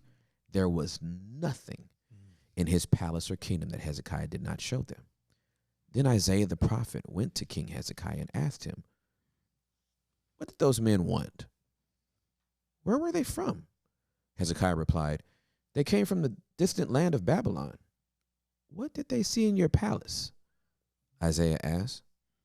"They saw everything," Hezekiah replied. "I showed them everything I own, all my royal treasures." Then Isaiah said to Hezekiah, "Listen to this message from the Lord. That's right. The time is coming when everything in your palace, all the treasures stored up by your ancestors until now, will be carried off to Babylon. Nothing will be left, says the Lord. Some of your very own sons will be taken away into exile. They will become eunuchs who will serve in the palace of Babylon's king. Then Hezekiah said to Isaiah, this message you have given me from the Lord is good. For the king was thinking, at least there will be peace and security during my lifetime. That's it. That's absolutely it.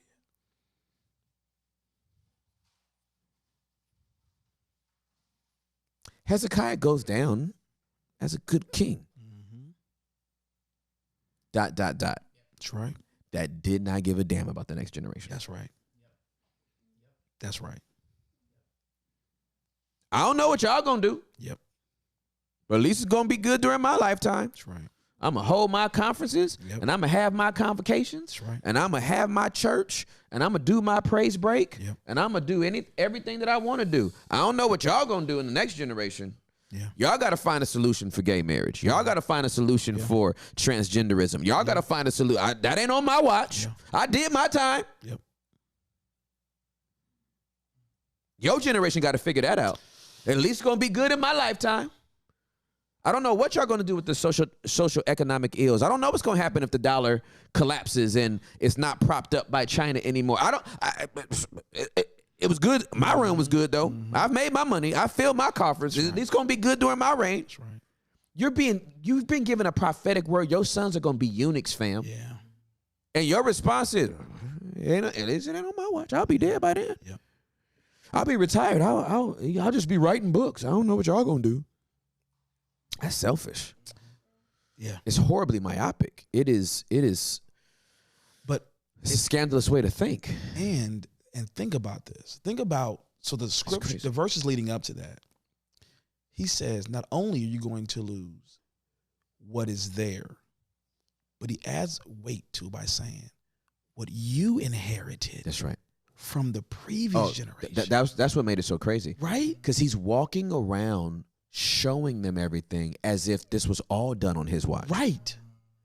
So how do you not carry within you a deep reverence for preservation in the future when you know that you are riding on the work and the tears That's right. and the suffering Yeah. of a previous reality Yeah. that thought enough about you? That's right.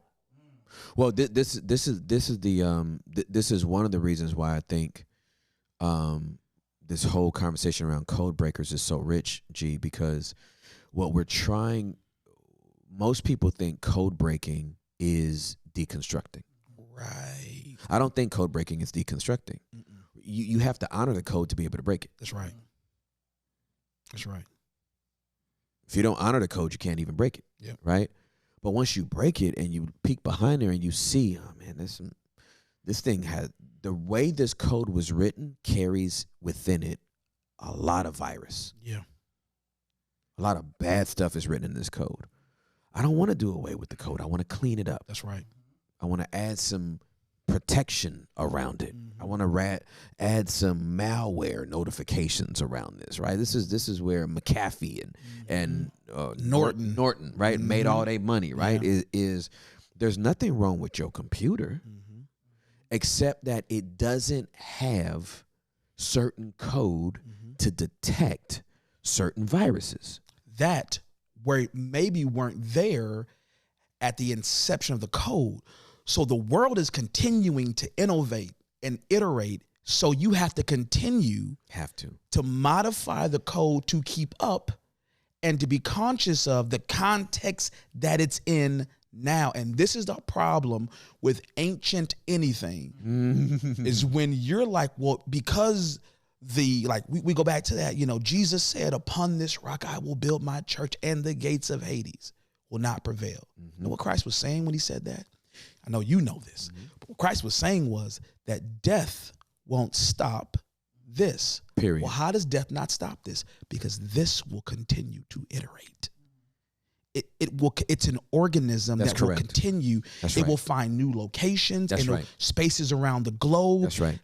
It'll be a voice, a language. How many times has the language of Christ been reimagined based on languages that appeared? That's right. Our language didn't exist when he was talking originally. There's no English spoken in the Bible. Right. So when Aramaic was no longer a pervasive language and culture. Christ's like, that's not going to kill what I'm doing. Greek is not going to kill what I'm doing. That's not kill what I'm doing. Latin is not going to kill what I'm doing. We're going to keep iterating. You know why? I'm going to see the Holy Spirit, who knows the mind of Christ, who understands, who's intelligent a person. He's going to help you iterate in every place and in every season. And so the code construct is actually one we have to expect to continue to modify the code. That's correct. That's correct. You know what I mean? Especially to reach a new generation. Absolutely. And which means you actually can't fall in love with the code. You can't fall in love with the code. You can't make an idol out of the code he gave you. Yes. To break something. Yes. I can't tell you how many. I'm gonna be careful here, only because I haven't had a conversation with these individuals, so I won't be able to. I don't want to. I'd rather have a conversation. Sure. But I can speak against the thought. Okay. But I don't want to bring anybody's name or books into this. That wasn't a hint. But there are some people that have fallen in love with the revelation God has given them. Mm-hmm. And these revelations have blessed a lot of people. Mm-hmm. But now revelation has been venerated above the revelation of the gospel. That's right. Right? The book of Revelation is a revelation of a man, of a person. That's right. It's the whole title is The Revelation of Jesus Christ, not revelations. Yeah. There's only one revelation. Yep. The revealing of God in the flesh to humanity, right? But some people have like taken like their life message and they've literally lifted it up like, if everybody doesn't have this message, you're not going to have anything. Well, it's a great code that God gave you for a region, maybe even a nation. But to say that it's for the world and that there won't be new code written is just dumb.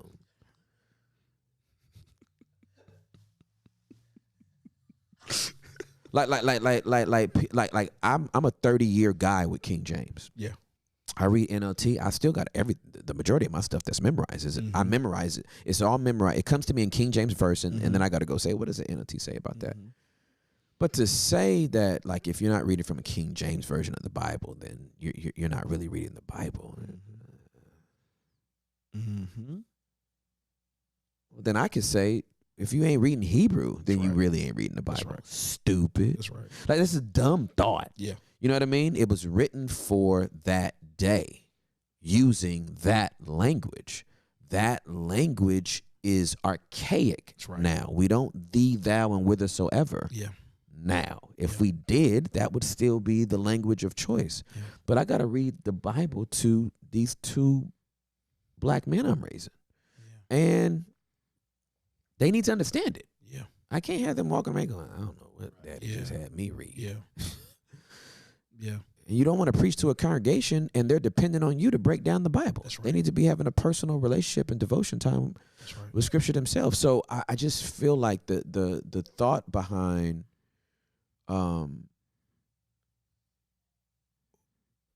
code is very, very important.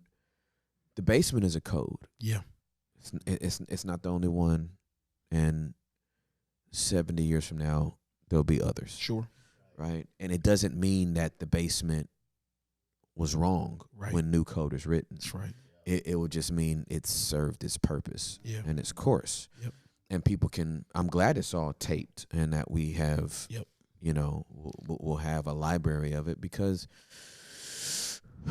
that way we can actually go back and analyze it and see what was right, what was wrong, and what was indifferent, and move forward, right? Yeah. Civil rights movement served its purpose. It was a code breaking movement, and it had its place. And obviously, hindsight gives people 20/20 and great perspective, and they can go, well, they probably shouldn't have done, in hindsight, probably shouldn't have done this, and we probably shouldn't have done that. But like in the Brene Brown makes a statement that I think is very, very important. And I think this is encouraging for misfits and code breakers and dwellers and all of us, right, that are doing something new. I cannot receive a critique from somebody that's not playing on the field with me. Bro. So here's what I have to do. I have to read what you know I'm about to read from Brene Brown, but she was quoting in her, I think it was on Courage. When I tell you this has been one of the most encouraging things, and I know you know it, it's 1910 Theodore Roosevelt. Yep. Quote. It's not the critic who counts, not the man who points out how the strong man stumbles or where the doer of deeds could have done better. The credit belongs to the man who is actually in the arena. Yes. Whose face is marred by dust and sweat and blood, who strives valiantly, who errs and comes up short again and again, because there is no effort without error or shortcoming. But who knows the great enthusiasms, the great devotions, who spends himself in a worthy cause, who at the best knows in the end the triumph of high achievement, and who, at the worst, if he fails, at least he fails while daring greatly, so that his place shall never be with those cold and timid souls who knew neither victory nor defeat. Sweet Jesus. If I'm going to take a L. Bro, come on. I'm taking it on the field. Come on. If I'm wrong Yes. about this whole concept Bro. and the way I went about it, Yep. I tried. Yes. Yeah. If I did the whole thing wrong, bro, Yeah. I tried to do what I felt like he was telling me to do. That's right. And if I'm wrong about it, he'll tell me. Yep. But what I was not going to do Yep. was still be pastoring that church, Yeah. afraid Yeah. that if I did this, I would be misunderstood. Yeah. I was going to be misunderstood regardless, fam. That's right. So let the chips fall where they may. Yeah. You know what I'm saying? I do. And that, but Tim, that is not a Embassy City basement thing. Tim, I can go weak. So I'm old and we go back on. I know the get up and move to Texas Yes, you do. because the Lord said it. Yeah, yes, sir. I know Yes, you the do. transition out of that. Yes, sir. Because the Lord, I know sitting in the back of the church Yes, until sir. the Lord said something different. That's I know exactly right. all of the stations you've been through. I know I'm talking real. I'm getting my preacher voice now. Yeah, you know. Right? So I know all the iterations of you being like, okay, God said so. Yeah. Yeah. So I taught last week, obviously, what everybody taught for Palm Sunday, right? About, the triumphal entry. And my sermon was entitled Divine Alignment. And part of what I said was Jesus sent two of his disciples into a neighboring city to find one donkey he said would be there. A whole city. I told y'all, this dude. He sent two disciples. There's going to be a donkey tied up. Well, there's probably going to be a lot of donkeys tied up in a whole city. And here's the only thing he tells them about this. He says, in essence, I'm paraphrasing, you are going to be misunderstood. Because he said, they're going to ask you, why are you doing this? And here's what my friend calls, here is the radical truth. He said, tell them, because the Lord is.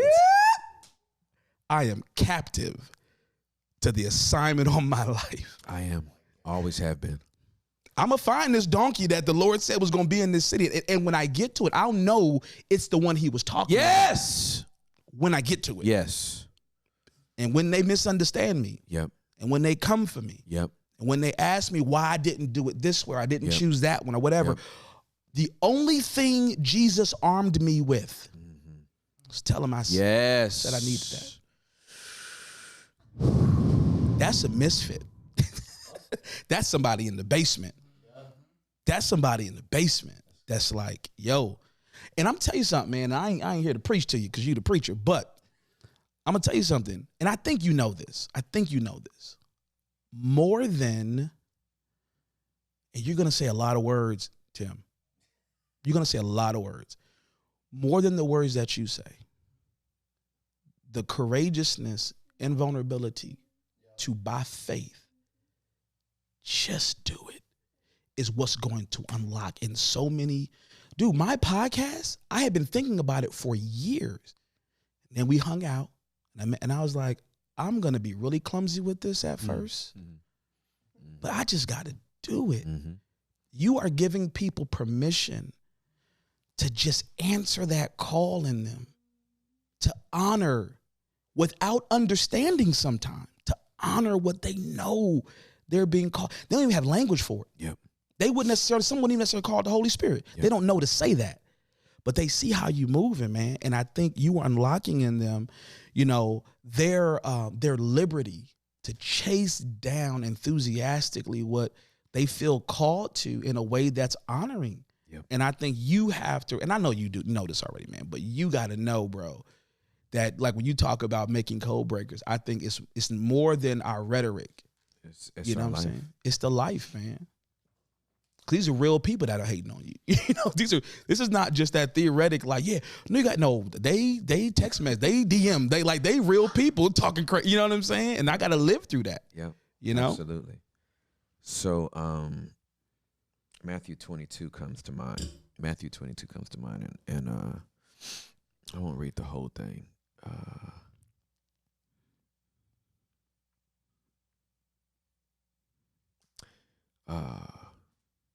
This makes me very emotional, so sorry. Not sorry.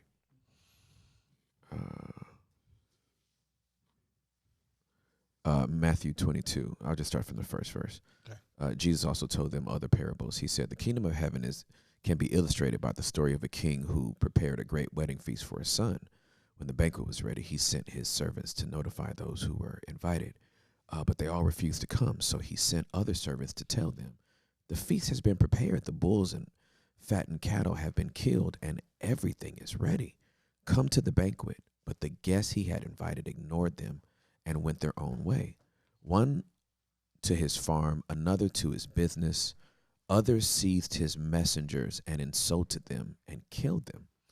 The king was furious and sent out his army to destroy the murderers and burn their town, because the king's gangster. But this is the part. And he said to his servants, the wedding feast is ready, and the guests I invited aren't worthy of the honor. Now go out to the street corners and invite everyone you see.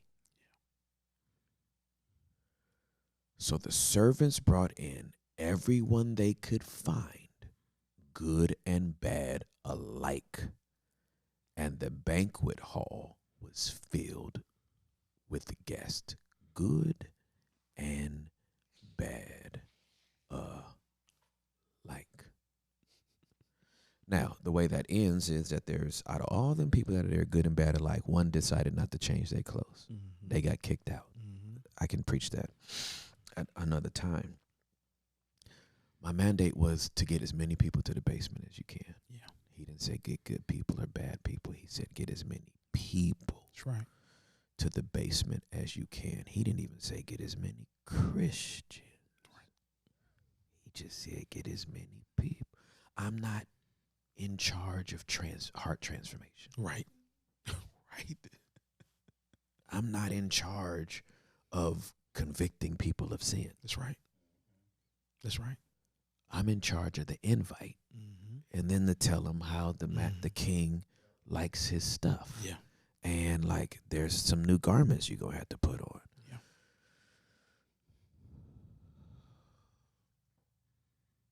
Yeah. I was joking the other day with some friends, and I said I think it would have been better if I was in prison for 27 years. Like if I'd have did like a 27-year prison stint and then started the basement, then nobody would be caring about how I communicate. They'd be like, well, that nigga was in prison, so you know they just different. But because I was a preacher, there's a presupposition that Sure. man, you should be this way. And it's like, but again, if you're not curious, That's then right. you make assumptions, and when you make assumptions, then you create your narrative. That's right. If you create your narrative, I can't stop you at that point because it's already made. Yeah. Man, this conversation has been so. Oh, it's been so good. But every time we talk, this is how it winds up. It's life giving. Yeah, it's every always. time. It's just the way it always works. Okay, so All right, Nick Fury. I love it. You wind up with this revelation. Yeah. 3 months later, you do Misfits. Yep. I was there. Yes, you For were. the first one. I was like, I don't even know what you're talking about, but whatever. Let's get it. You know what I mean? Like, Right. I know you, That's right. but I don't know what this is supposed to look like, but I'll That's be right. there. And Yeah. when I got there, bro, it was literally the Avengers. Yeah. Like, this was not your who's who on the conference docket. Right. You know what I'm saying? It was literally like, this person has a superpower in economic development. Yeah. And this person has a superpower Yeah. in business management. Yeah. And this person has a superpower in just thinking. Yeah. You know what I mean? Yeah. So you're reading up on that. Yeah. Yeah. May May 18th through the 20th. through the 20th. What does that re-up look like? What are we doing in round 2? Because I'm gonna be there. Yes, you are. I'm about to be there again. Oh, yes, you Oh, are. absolutely. Yes, you So are. so like, what are we doing? Oh, I do. I love it. Yeah. This is Avengers Part 2, It right? is, Like, and, yeah. and to your point earlier, I really focused this year around ownership. Mm. So let me give you an example. You being chief among them, everyone that is presenting this year decided to step out of a pre-existing institutional framework and build their own thing. Got it. Everybody. Got it. You built the basement. Yep. Nate Parker built Monza, which is another like Netflix flicks-like platform. Yep. Tabitha Brown is building an entire ecosystem with her tab time Yep. and the food Yeah. and the you name it. And so for me, Ben Sand has now scaled his organization to be national, the contingent. So every single participant, Dr. Holly Carter is building her she's built a production company. She's the one that did the Clark Sisters movie. And Wow. wow. She had so many things. Yeah. And so in my mind, I kept saying, look, sometimes we are content to simply traffic in content. I think that's cool because people that I know are some of the greatest content creators in the world. However, it's one thing to fight over intellectual property. It's Right. another thing to own the actual platform. Right. Absolutely correct. And I want to tease up, and it's so funny. You were the last pastor I had that was at my conference, and now you're not a pastor anymore. I have no pastors. I have no. You were the last holdout. I have no pastors now. Yep. But I do Wow. have all individuals who recognize the power, Wow. and I'm saying I call it like disruption, ownership, or equity, because everyone's not going to be an entrepreneur in the traditional sense. However, Yeah, absolutely. I do believe things that you are a part of, that you're giving portions of your life to, you need to be thinking about what's the equity share in that. That's correct.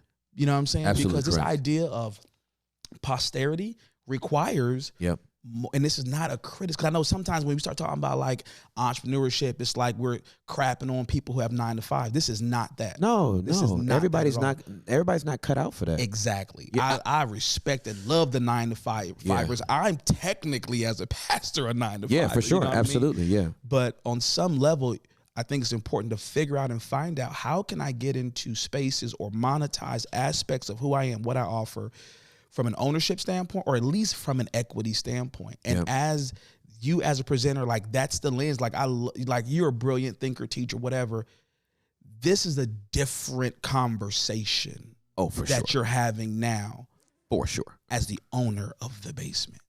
For sure. It's completely different. Well, the parent company is Upset the World LLC. Sure, right, Basement is an entity right. that we operate underneath that. 2024 is probably going to bring the emergence of a conference that Juliet spearheads, and then we have a whole marriage component to this that. But Upset the World, who owns that?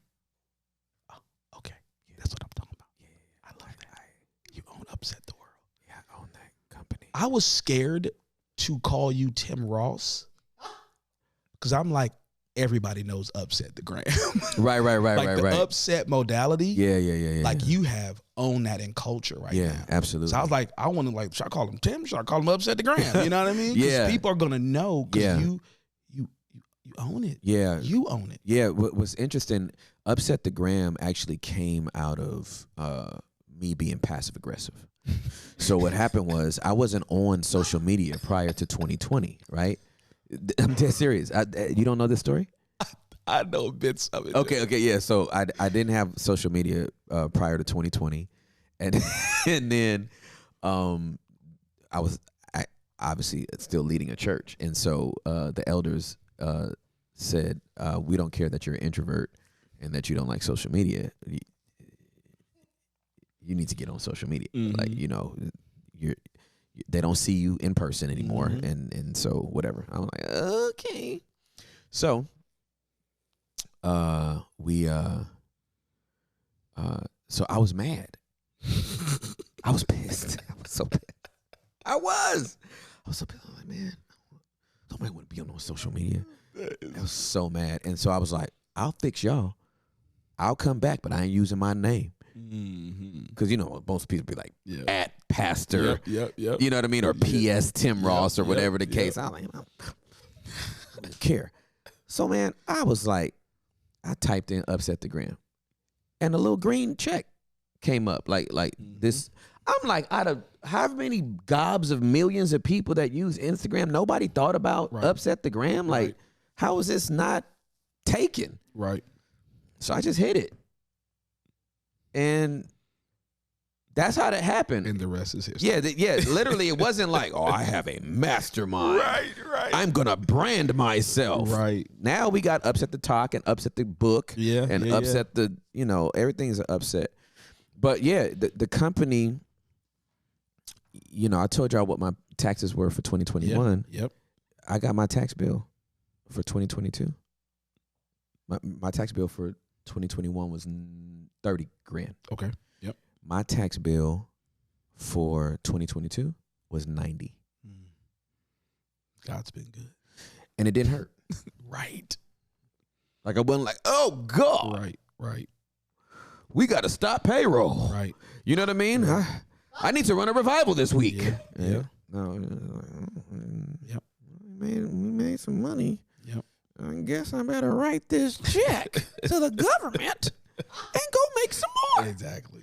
So it's a your conference. Are you calling it a conference? Is that what it's called? I don't know. I just didn't wanna it's a good question. it. So we labeled it last year the Unconference. Yes. And I so this is the bad part about me. I just don't care enough about that kind of stuff. Well, but this You know what I this is mean? what I liked. This is what I liked about us being there last year is, when that level of caring not, right, allowed people to emerge to hear from people that they would have never listened to if it was like a conference and all of that brings. So I love what you're doing and I ride with it. I'm grateful to be a part of it.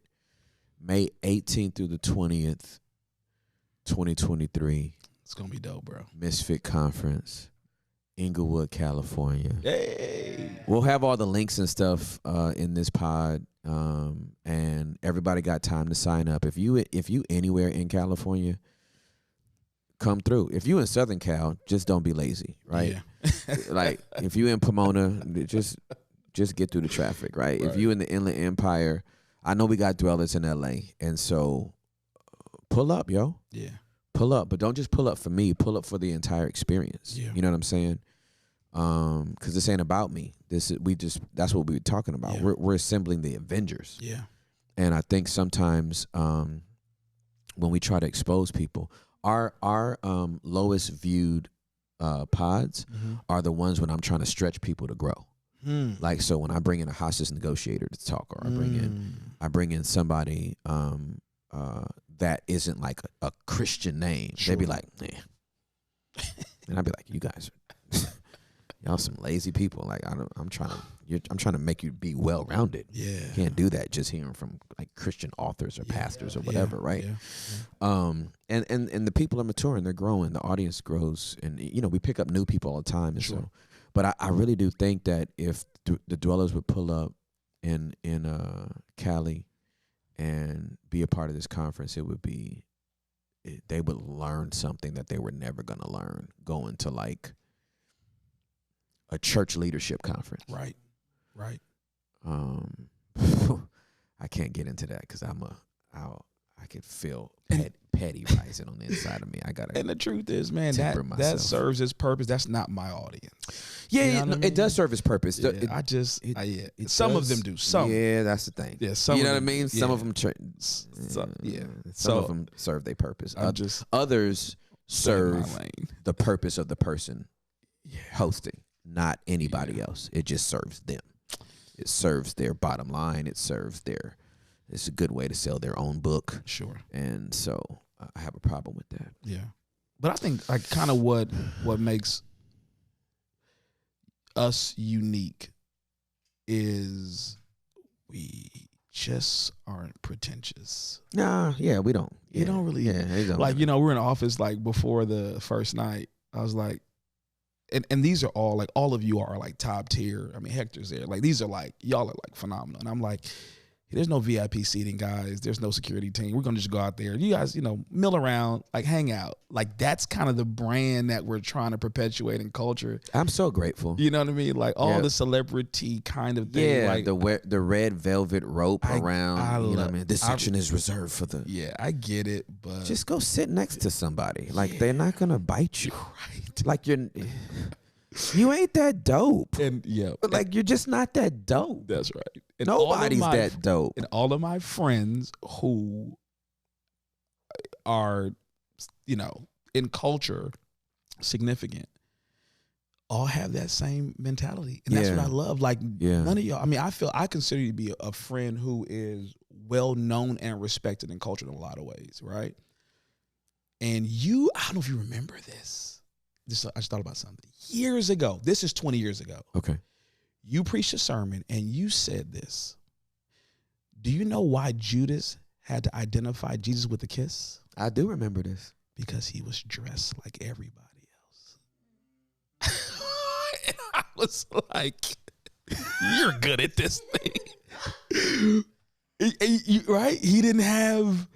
Right? Jesus wasn't in a white robe and Right. ensure that all the rest of his Exactly. disciples had on subdued hues. That's right. You know what I mean? That's Like, right. hey, that eggshell is too close to what I got Too on, Peter. I'm gonna close. need you to go change. Like, Right. how they gonna know I'm the Son of God Exactly. if you wearing white too? Bro, and it's a sermon that you taught, but it's Yeah. the life that you live. Thank you, and bro. I love that about you. Man, I just don't have the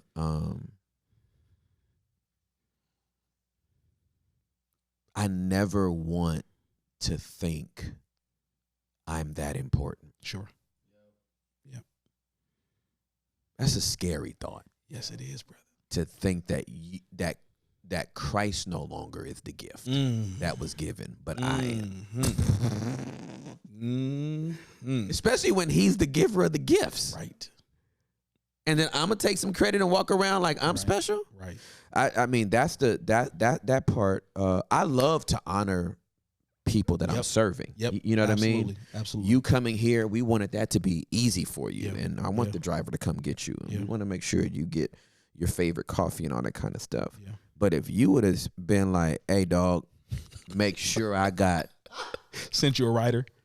Hey, I dog. can't send you a writer. Hey, no, you don't send me a writer. Listen, man, my team's gonna call you about the special headphones I use when I do podcasts.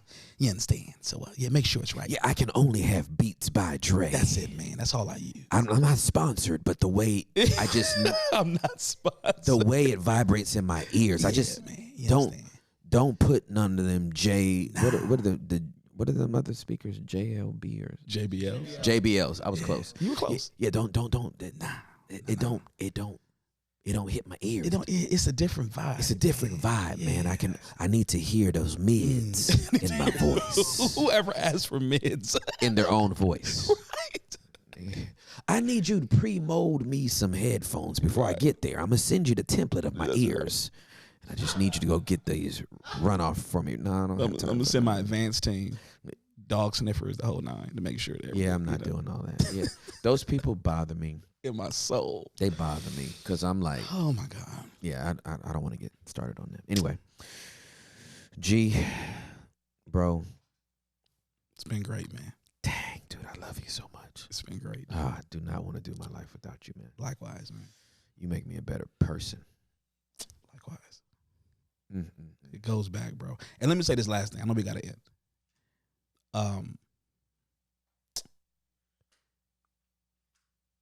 Our relationship was actually birthed out of rejection. And I don't think it was intentional on the person's parts. I don't mean it from that standpoint. That's so good. But You're when right. a door closed, Yep.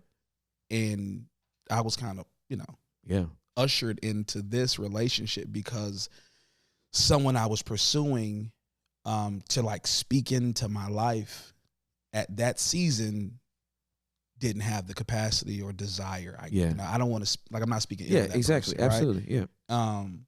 And so I'm in Texas, Mm-hmm. and it's like, well, Tim will take you around, Mm-hmm. and my life was never the same. And a lot of times you look at things, you think to yourself, why didn't this or that work out?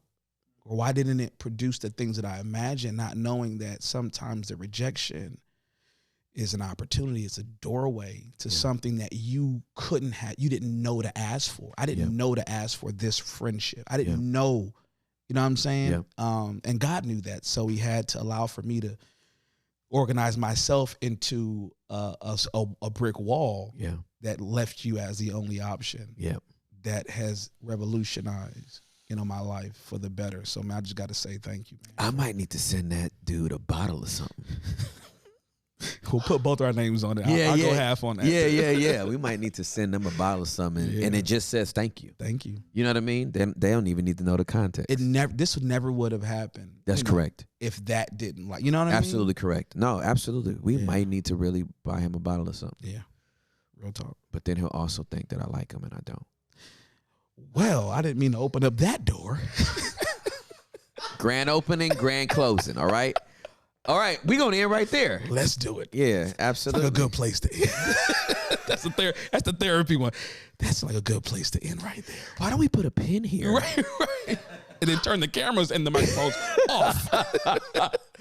Hey, okay, so I'm going to say this one last time. Misfit 2023, Inglewood, California. All the links and details are below. Make sure we put it in the chat. Make sure we put it on the screen and post.